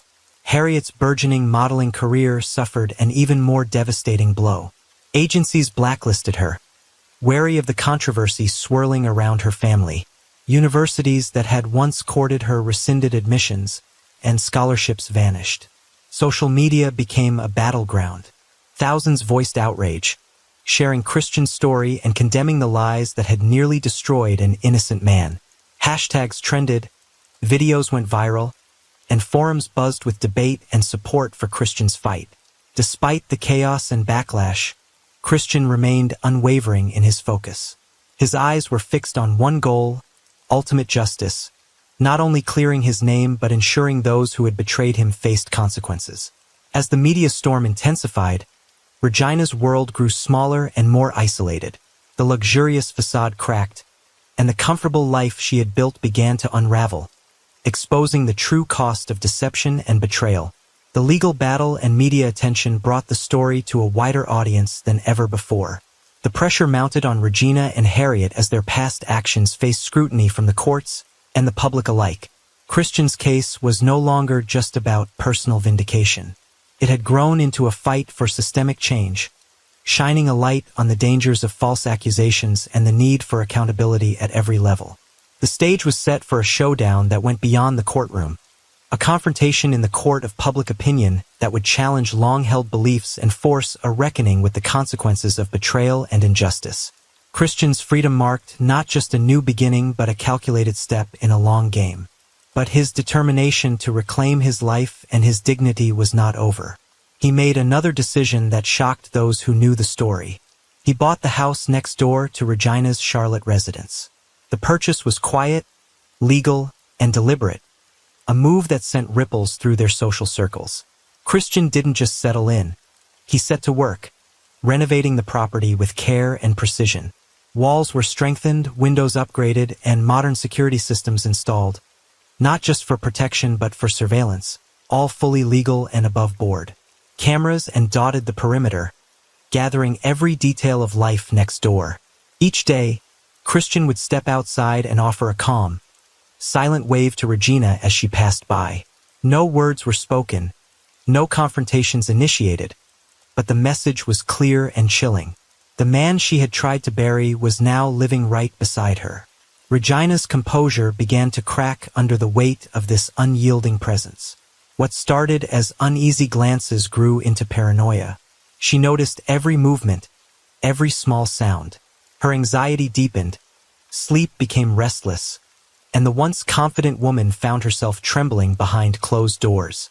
The neighbors whispered, sensing the tension that hung thick between the two homes. Christian never crossed the line. He never raised his voice, never threatened.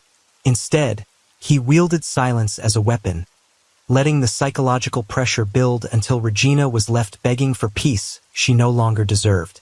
Her mental state deteriorated, the walls closing in as she faced the consequences of her past deeds. When the time came, Christian packed his belongings with quiet resolve. He wasn't there to haunt forever. His goal was justice, not vengeance. As he prepared to leave the neighborhood for good, he left behind one final, chilling note: "You buried me alive, now you live next to me." It was a message that lingered long after he was gone, a testament to a battle fought not with violence, but with unbreakable will and silent strength. Regina's life began to fall apart in ways she hadn't expected. Her relationship with Anthony Shells, once seen as a fresh start and a source of stability, came under intense pressure. Anthony found himself overwhelmed by the scrutiny and the constant reminders of Regina's past. Their arguments grew more frequent, fueled by stress and the weight of what was happening. Eventually, Anthony made the decision to leave, unable to withstand the strain and wanting to distance himself from the controversy. This left Regina isolated at a moment when she needed support the most. Meanwhile, the legal consequences of her actions caught up with her. Regina was charged with perjury, obstruction of justice, and fraud, serious offenses connected to the false accusations she had orchestrated. The trial was rigorous, with prosecutors presenting clear evidence of deception and manipulation. Regina's attempts to defend herself fell short as the weight of proof mounted against her. The court showed little leniency, and she was sentenced to serve time in the very prison Christian had once been sent to. For many, it was seen as fitting justice. Inside prison walls, Regina's life became the subject of quiet conversations and rumors. It was said that Christian visited her once a year, always maintaining a silent vigil from the other side of the glass. Their eyes met during these visits, exchanging messages of pain, history, and unresolved emotions. No words spoken, but an unspoken understanding between them. Their story left many to wonder about the fine line between justice and revenge. False accusations are among the most challenging and devastating failures of the justice system. Experts in criminal law, psychology, and social work come forward to shed light on how such errors occur and the widespread impact they cause.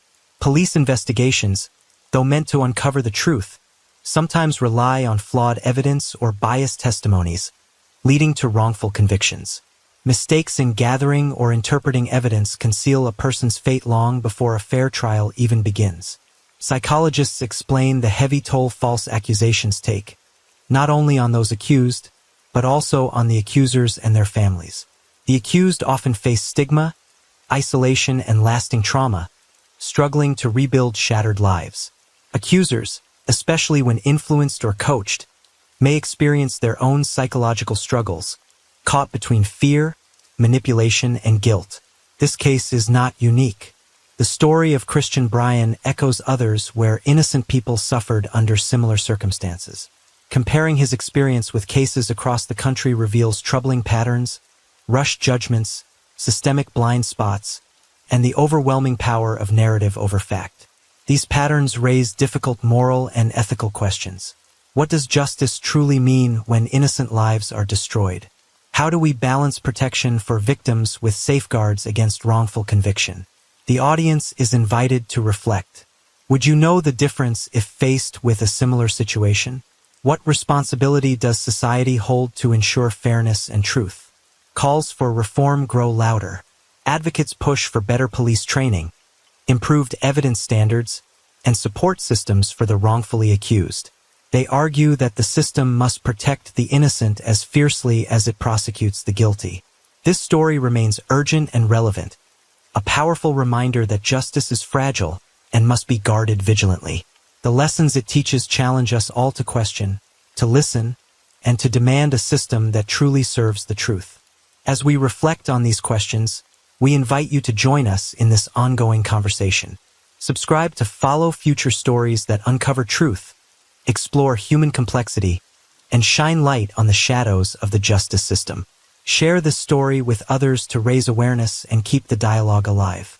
Because in the end, justice and truth are not just legal terms. They are forces that shape lives, communities, and our shared humanity. The story of Christian Bryan leaves us with much to ponder and reminds us that every voice matters in the pursuit of fairness and truth.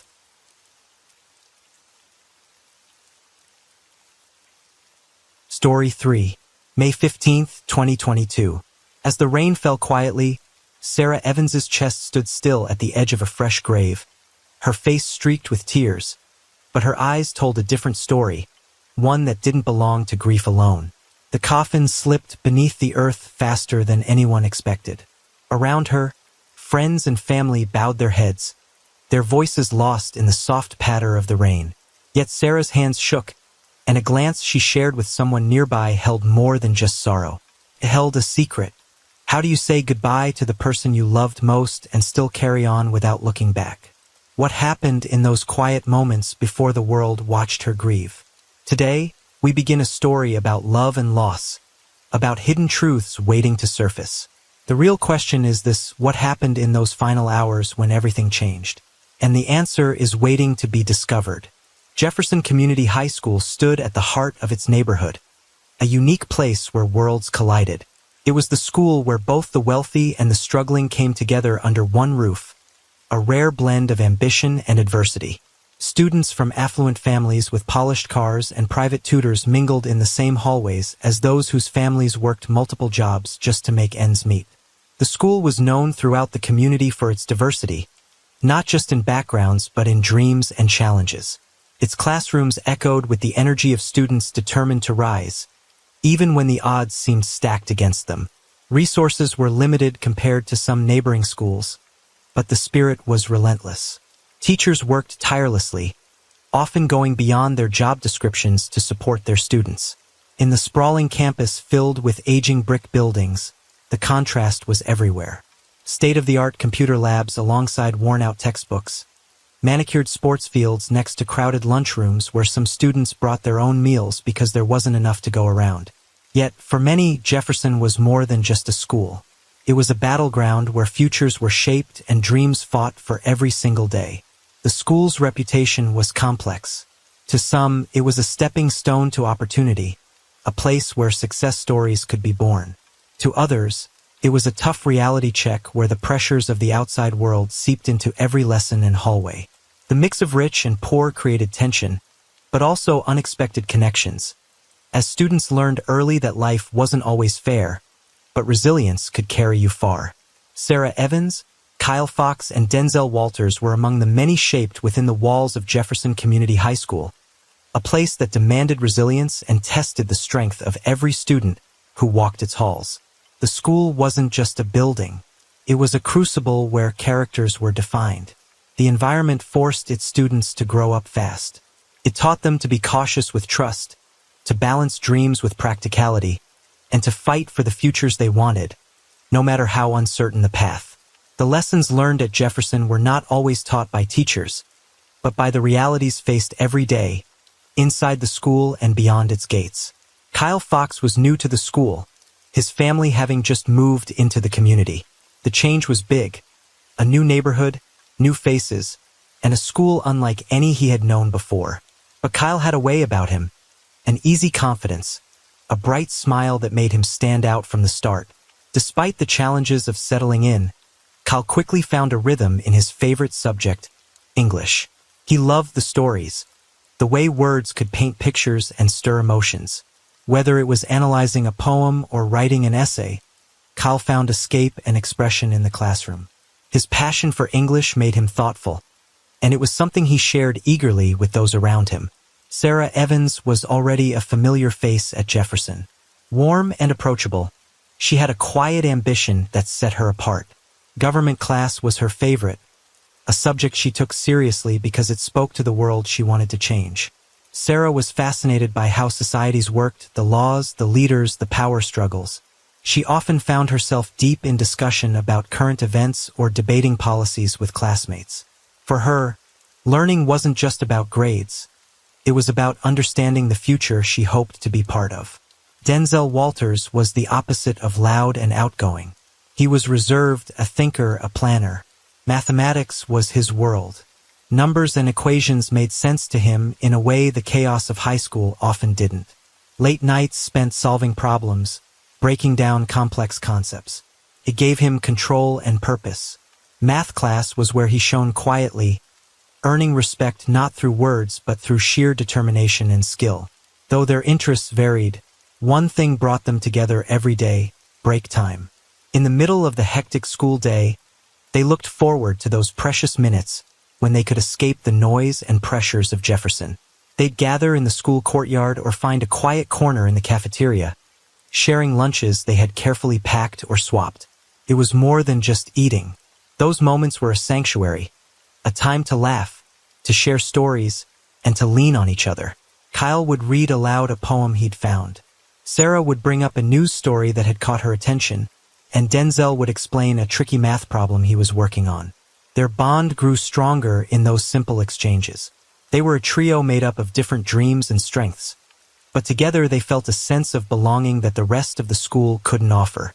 Jefferson Community High was a challenging place, but in those shared breaks they found comfort, a small world of trust and friendship amidst the chaos.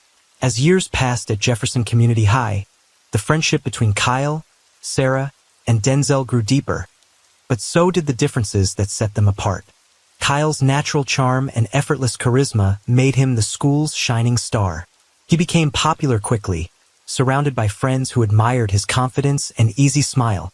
On the football field, he was a hero, scoring touchdowns, leading cheers, basking in the roar of the crowd. His laughter was infectious, his energy magnetic. Yet beneath that carefree exterior, there were moments when Kyle's insecurities peeked through, quiet doubts about his future, whispers of fear that he might never have the stability or direction that others seemed to possess. Still, Kyle lived for the moment, a romantic at heart who believed in the power of dreams, even if those dreams didn't come with a clear plan or a bank account to back them up. Meanwhile, Sarah's interests remained strong, especially her passion for government and politics. But as she grew older, her conversations began to shift. More often, she spoke about her future not just in terms of career, but in terms of luxury and security. She dreamed aloud of marrying a wealthy man, her Prince Charming, someone who could take her around the world, far from the struggles she had known. Sarah's practicality blended with a desire for glamour, setting her apart from the carefree attitude of Kyle, even as their friendship endured. Denzel, quiet and focused, was on an entirely different path. His mind was consumed with ideas of invention and innovation. While others worried about the next party or game, Denzel spent nights sketching designs, researching technology, and planning the moment he would leave college to make his mark on the world. His ambition was clear and relentless. For Denzel, success wasn't just a dream, it was a mission. He was determined to create something meaningful, something that would outlast the fleeting moments of high school fame and youthful romance. Despite their diverging dreams and personalities, the three remained connected. They found balance in their friendship, each offering what the others lacked. Kyle's boldness, Sarah's practicality, and Denzel's quiet determination. But the differences that once seemed harmless hints would soon grow into forces that tested their bond in ways none of them expected.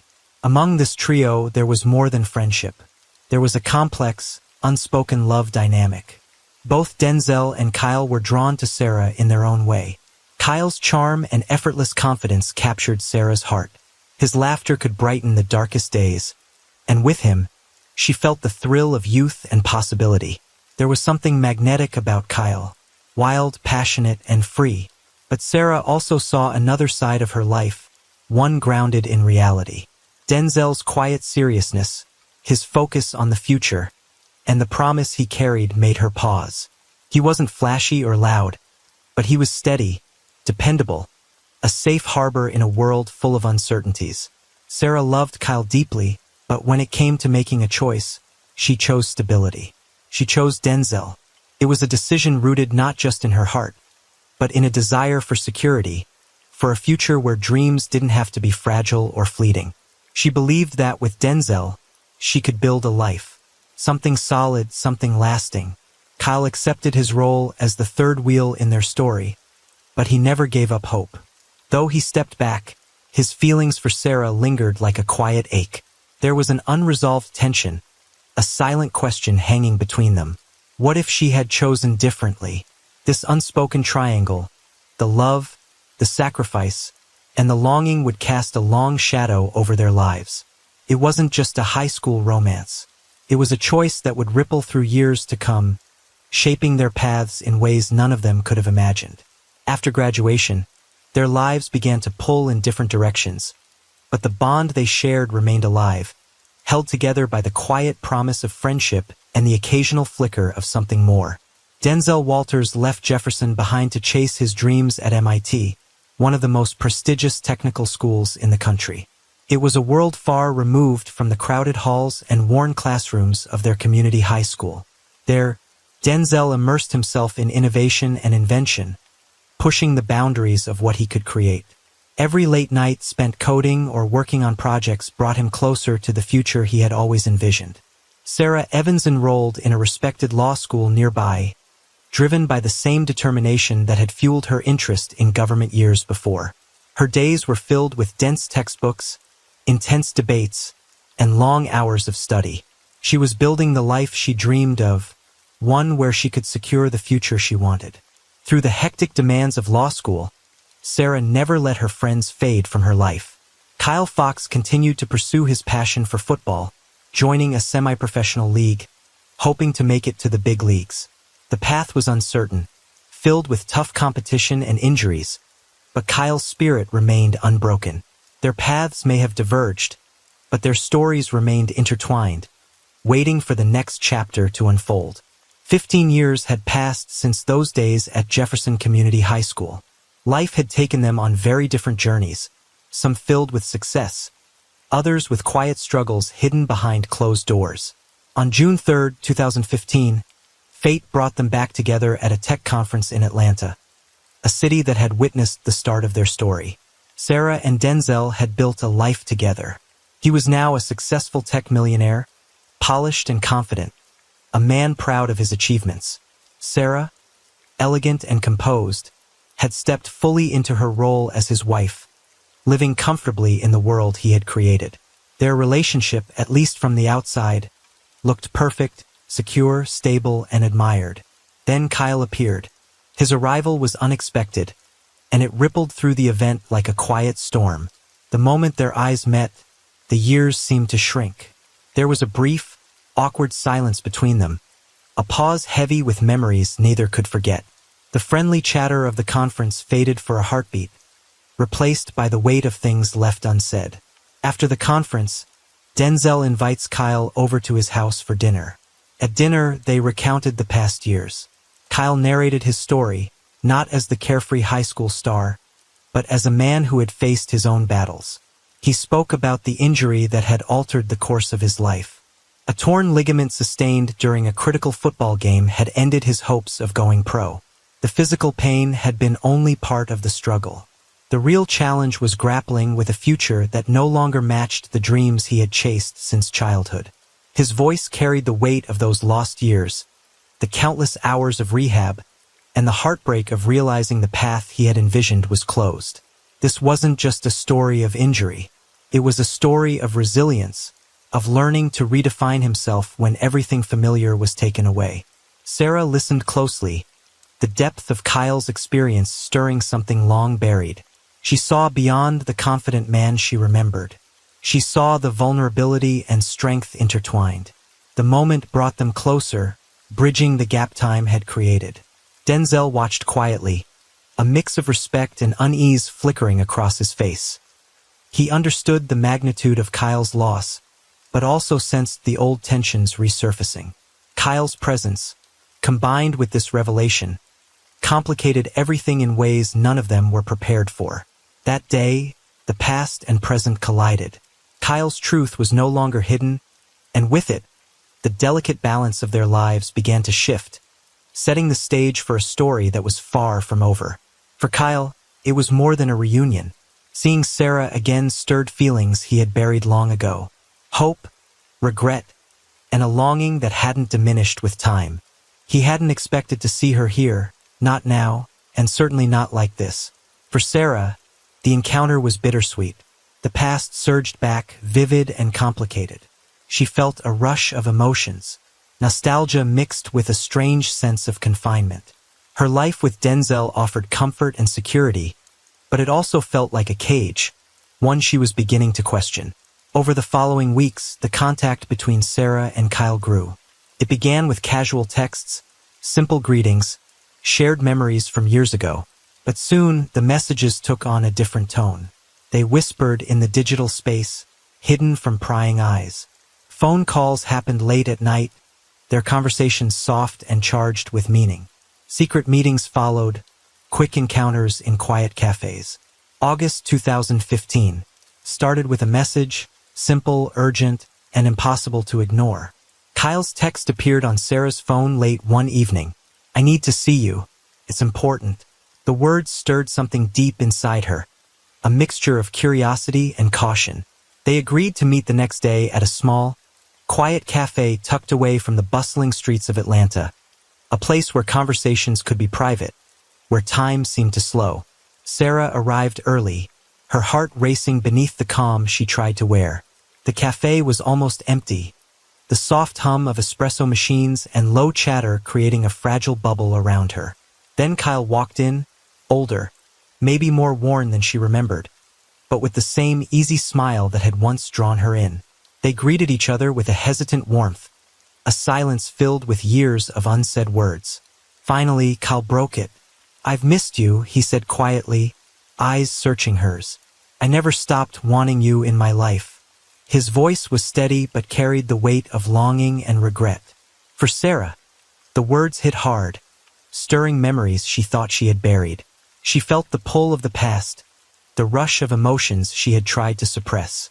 They talked for hours, the conversation weaving between shared memories, unspoken regrets, and the fragile hope of what could be. Kyle's presence was both a comfort and a temptation, reminding Sarah of a freedom she had lost. That first meeting wasn't just a reunion, it was the beginning of something that would change everything. Kyle was desperate, fueled by the hope that maybe this time, things could be different. He saw in Sarah not just the woman he once loved, but the woman he believed he could save from a life that was suffocating her. For Sarah, the affair was both thrilling and tormenting. Guilt gnawed at her conscience, but the pull of Kyle's free spirit was undeniable, a reminder of a world where she could still feel alive. Meanwhile, Denzel remained unaware. His trust in Sarah was deep, his pride in their marriage blinding him to the signs that flickered beneath the surface. By early September, the barrier between friendship and something more had started to crumble. The weight of what they were risking was always there, but so was a powerful attraction that neither Sarah nor Kyle wanted to deny. The night of their first time together came unexpectedly, yet it felt inevitable. It was a cool September evening when they met at a quiet apartment Kyle had rented for privacy. The city lights cast soft shadows across the room as they talked, laughed, and shared stories like they used to in their youth. Only now, those moments carried a new intensity. The connection they had long avoided was undeniable. As the night unfolded, the distance between them disappeared. Their first intimate encounter was not just physical. It was a collision of years of suppressed feelings, a mix of desire, vulnerability, and unspoken promises. For Sarah, it was a moment filled with both excitement and guilt, a complicated blend of emotions that left her questioning everything she thought she wanted. For Kyle, it was a rekindling of hope, a chance to reclaim something lost. Sarah's own thoughts were a battlefield. The conflict between love and security tore at her. She longed for the stability that Denzel provided but craved the passion and freedom Kyle reignited. Every choice felt like a betrayal to herself, to Denzel, and to the life they had built together. The guilt was suffocating, yet the pull of desire was stronger than she wanted to admit. As the affair deepened, so did the risk. Their secret world grew more complicated, fraught with fear of discovery and the weight of lies. But neither Sarah nor Kyle wanted to stop, not yet. They were caught in a moment where passion overshadowed reason, where the past refused to stay buried.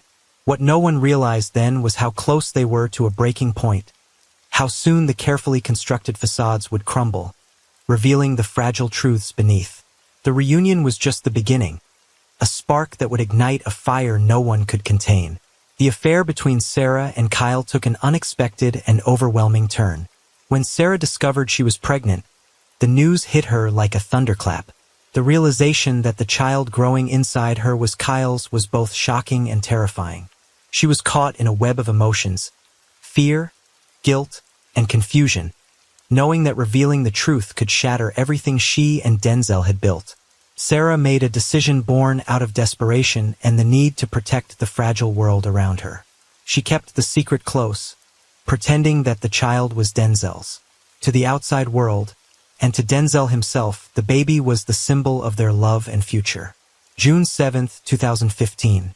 The child was born, a healthy baby boy. Denzel's pride was immeasurable. Holding his son for the first time, he called him his heir, his legacy.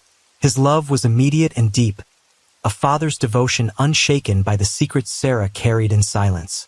Sarah watched this love grow, a bittersweet ache in her heart. She knew the truth beneath the surface, the reality hidden behind every smile and every lullaby.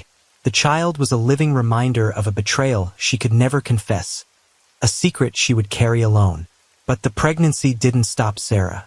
Despite the weight of what she carried inside her, she continued to see Kyle in secret. The affair became more daring, more reckless. When Denzel was away on a science trip, an event he looked forward to and trusted completely, Sarah and Kyle would meet in the very home they shared. In the quiet of the night, in the privacy of their matrimonial bed, their secret passion ignited once again. Each stolen moment was a gamble, a risk Sarah took knowing Denzel remained unaware, lost in his world of inventions and dreams. The walls held their secret, the laughter, the whispered promises, the betrayal concealed beneath the calm surface of family life. Then, in 2017, the impossible happened again. Sarah found herself pregnant a second time. The weight of the secret grew heavier, but she didn't turn back. This time it was a girl. When Hillary was born, Denzel's pride was just as fierce as with his son. He called her his princess, doting on her with a love that seemed unbreakable. Sarah watched as Denzel embraced both children as his own, unaware that the truth was far more complicated. She carried the burden alone, the knowledge that her family was built on layers of deception, on love mixed with betrayal. Every smile Denzel gave, every proud moment he shared with their children, deepened her inner conflict. The house they lived in was filled with joy and laughter, but beneath it all, a secret that could destroy everything was growing. Over time, small details began to catch Denzel's attention. Things that didn't quite fit, fragments of a puzzle he couldn't yet see clearly, photos on Sarah's phone that vanished without explanation, expenses on their credit card statements that made no sense, charges at hotels, unusual dinners, late-night cab rides. Then there were whispered rumors, subtle warnings from people he trusted but never expected to hear from. His longtime driver, who quietly mentioned overheard conversations, hushed voices that didn't match the life Denzel believed he shared with Sarah. At first, Denzel pushed these thoughts aside. He wanted to trust his wife. He wanted to believe that the life they built was real, solid, and true. But the nagging doubts wouldn't go away. The signs were too many, too strange to ignore. October 2021. Denzel moved quietly, careful not to raise any suspicion. The weight of doubt pressed heavily on him, but he knew he had to face the truth. He arranged for discreet DNA testing, far from the eyes of those who might question or notice. Using a trusted medical clinic under a false name, he provided samples from both children during routine checkups, making sure no one would suspect the purpose behind the tests. Weeks passed in agonizing silence. Each day stretched longer than the last as he waited for the results, grappling with the mixture of hope and fear that churned inside him. When the call finally came, the words on the report shattered everything. Neither of the children shared his DNA. The devastation was immediate and overwhelming. Denzel felt as if the ground had fallen from beneath him, a painful fracture running through his heart. The reality was undeniable. His family, the life he cherished, was built on lies. Yet amid the heartbreak, a cold resolve took hold. He understood that now was not the time for confrontation, but for preparation. He carried his pain silently, burying it deep as he began to plan the next steps. The betrayal was profound, but his love for the children remained unbroken. Determined to protect them from the storm ahead, he steeled himself for what would come next, knowing that the truth would change everything. The day Denzel made his decision was quiet but heavy, an ordinary day marked by extraordinary resolve. The morning light filtered softly through the windows of his home, but inside, a storm of thoughts raged beneath his calm exterior. He sat at his desk, surrounded by papers and legal documents. The room was meticulously organized, every file in place, every pen ready, yet nothing could prepare him for the weight of what he was about to do. Changing his will was not just a legal formality, it was a declaration, a shield crafted to protect what he held dear against the betrayal he now understood. Hours passed as he reviewed every clause, every sentence, ensuring that his children would be cared for, that his legacy wouldn't fall into the wrong hands. This was his silent battle, a fight fought not with anger or confrontation, but with careful calculation and foresight. Later, in the privacy of his study, he set up a camera. The recording was raw and honest, his voice steady but filled with the weight of heartbreak. He spoke directly to those who would watch after he was gone, confessing the truth he had uncovered, explaining the reasons behind his decisions, and leaving instructions to safeguard his children's future. Every word was deliberate, every pause thoughtful. The recording was not just evidence, it was his final act of love and protection. Afterward, he sealed the video and the documents, entrusting them to his most trusted lawyer, a man sworn to keep the truth safe until the time came. It was late evening when Sarah prepared for what she had planned carefully, meticulously. The poison was hidden in a small vial, an almost invisible liquid that, once administered, would work slowly but surely. The choice of poison was deliberate, a compound known to cause heart failure without obvious symptoms, designed to mimic a sudden cardiac arrest.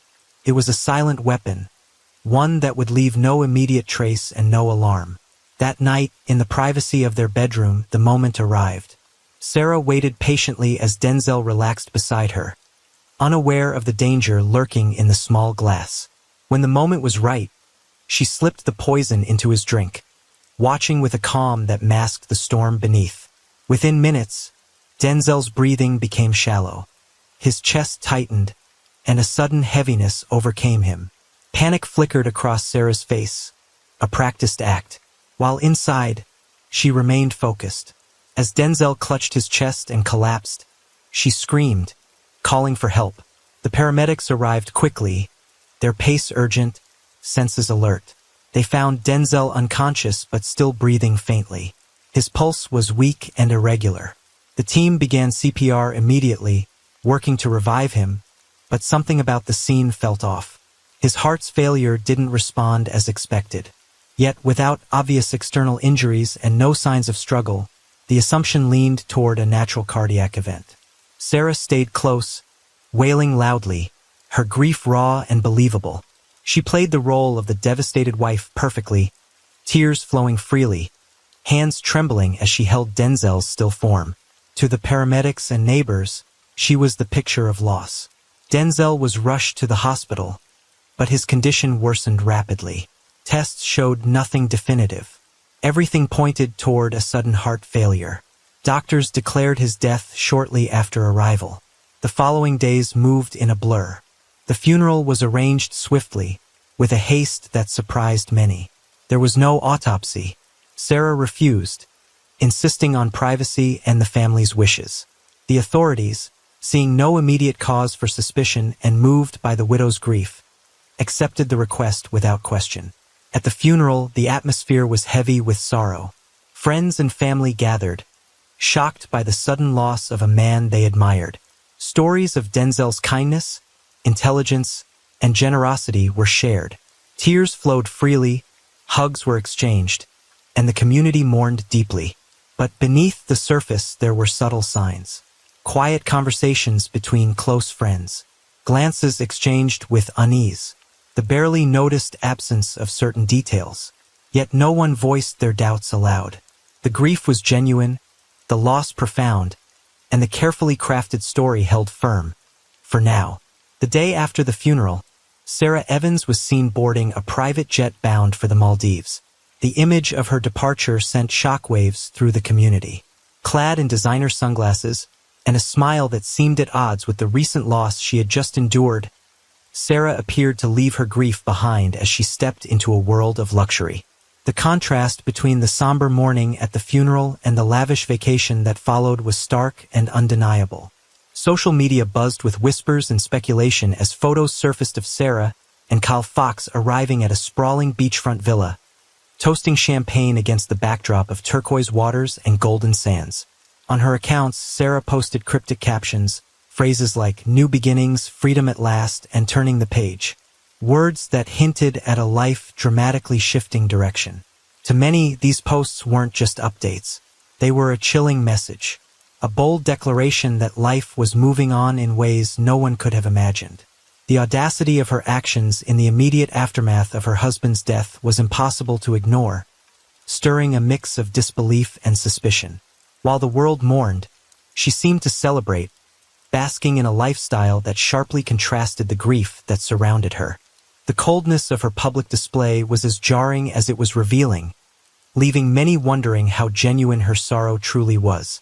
Meanwhile, far from the sun-soaked beaches, a quiet storm began to unfold as Denzel's lawyer, acting on instructions left behind, started releasing a trove of damning evidence. Deleted texts recovered from phones revealed secret conversations between Sarah and Kyle, plans for meetings, confessions of love, and coded language hinting at their affair. GPS logs detailed unexpected trips and times that contradicted the stories Sarah had told. Voice notes captured whispered arguments and tender promises. Fragments of a hidden relationship laid bare for investigators. This evidence shattered the carefully constructed image Sarah had presented to the world, exposing the betrayal at the heart of the tragedy. Authorities took notice, reopening the investigation into Denzel's death with renewed focus. The case, once thought closed, was now under intense scrutiny as detectives pieced together the truth behind the facade. The first major breakthrough came when the police obtained a court order to exhume Denzel Walter's body. Months after the funeral, medical examiners performed a thorough autopsy that revealed the truth that had long been buried: poisoning. The toxicology reports confirmed the presence of a slow-acting substance in Denzel's system, a compound designed to mimic a natural cardiac event. This discovery changed the entire trajectory of the investigation. With the confirmation of foul play, detectives meticulously pieced together the timeline surrounding Denzel's death. They combed through phone records, financial transactions, and travel logs. The affair between Sarah and Kyle, once suspected, became undeniable. Every secret meeting, every deleted message, and every suspicious charge told a story of betrayal that culminated in murder. Digital forensics played a crucial role in unraveling the details.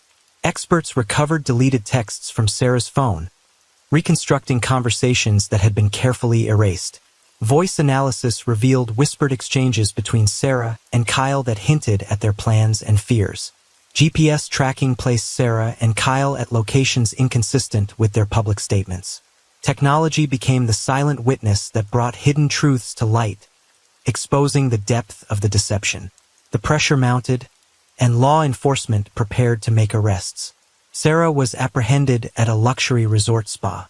Initially shocked, her composure crumbled as the weight of the evidence closed in. Cameras captured the moment her expression shifted from disbelief to desperation. The glamorous facade cracked, revealing the woman at the center of a deadly web. Meanwhile, Kyle Fox vanished. Days after Sarah's arrest, his body was discovered floating face down near a dock in Mexico. A single gunshot wound had ended his life. In his possession was a wallet containing old-school photos, a haunting reminder of a past he could never escape. His murder added another chilling layer to an already complex case, raising questions about who wanted to silence him and why. The investigation's reach extended across borders, involving multiple agencies and a race against time to uncover every detail. What had started as a tragic death now revealed a tale of passion, betrayal, and cold calculation. The fragile illusion of a perfect family was shattered, replaced by a dark reality few could have imagined. June 12, 2022.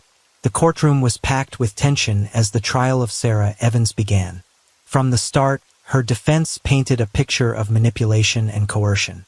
Sarah's lawyers argued that she had been influenced and pressured, a woman caught in a web she could not control. They claimed she was a victim of circumstance, driven by desperation and confusion, rather than cold calculation. But the prosecution's case was relentless. He described the murder as cold and calculated, a betrayal of the highest order, driven by greed and passion. The judge listened closely to every word, weighing the facts and the emotional testimonies. After deliberation, the verdict was clear. Sarah Evans was found guilty and sentenced to life in prison without the possibility of parole. The court's decision sent a strong message about the gravity of the crime and the trust that had been shattered. In the aftermath of the verdict, Denzel's final message was read aloud. From his will, a poignant statement stood out, a plea to protect the innocence of the children caught in the crossfire. "Do not punish the children," he had written. "They are innocent.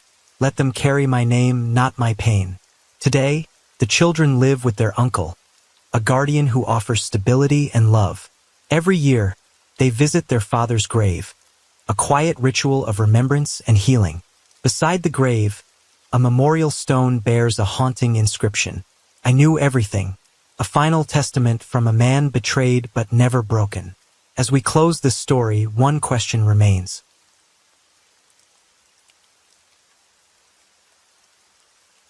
As the rain falls and the night deepens, thank you for being here with me at Radio Night Crime.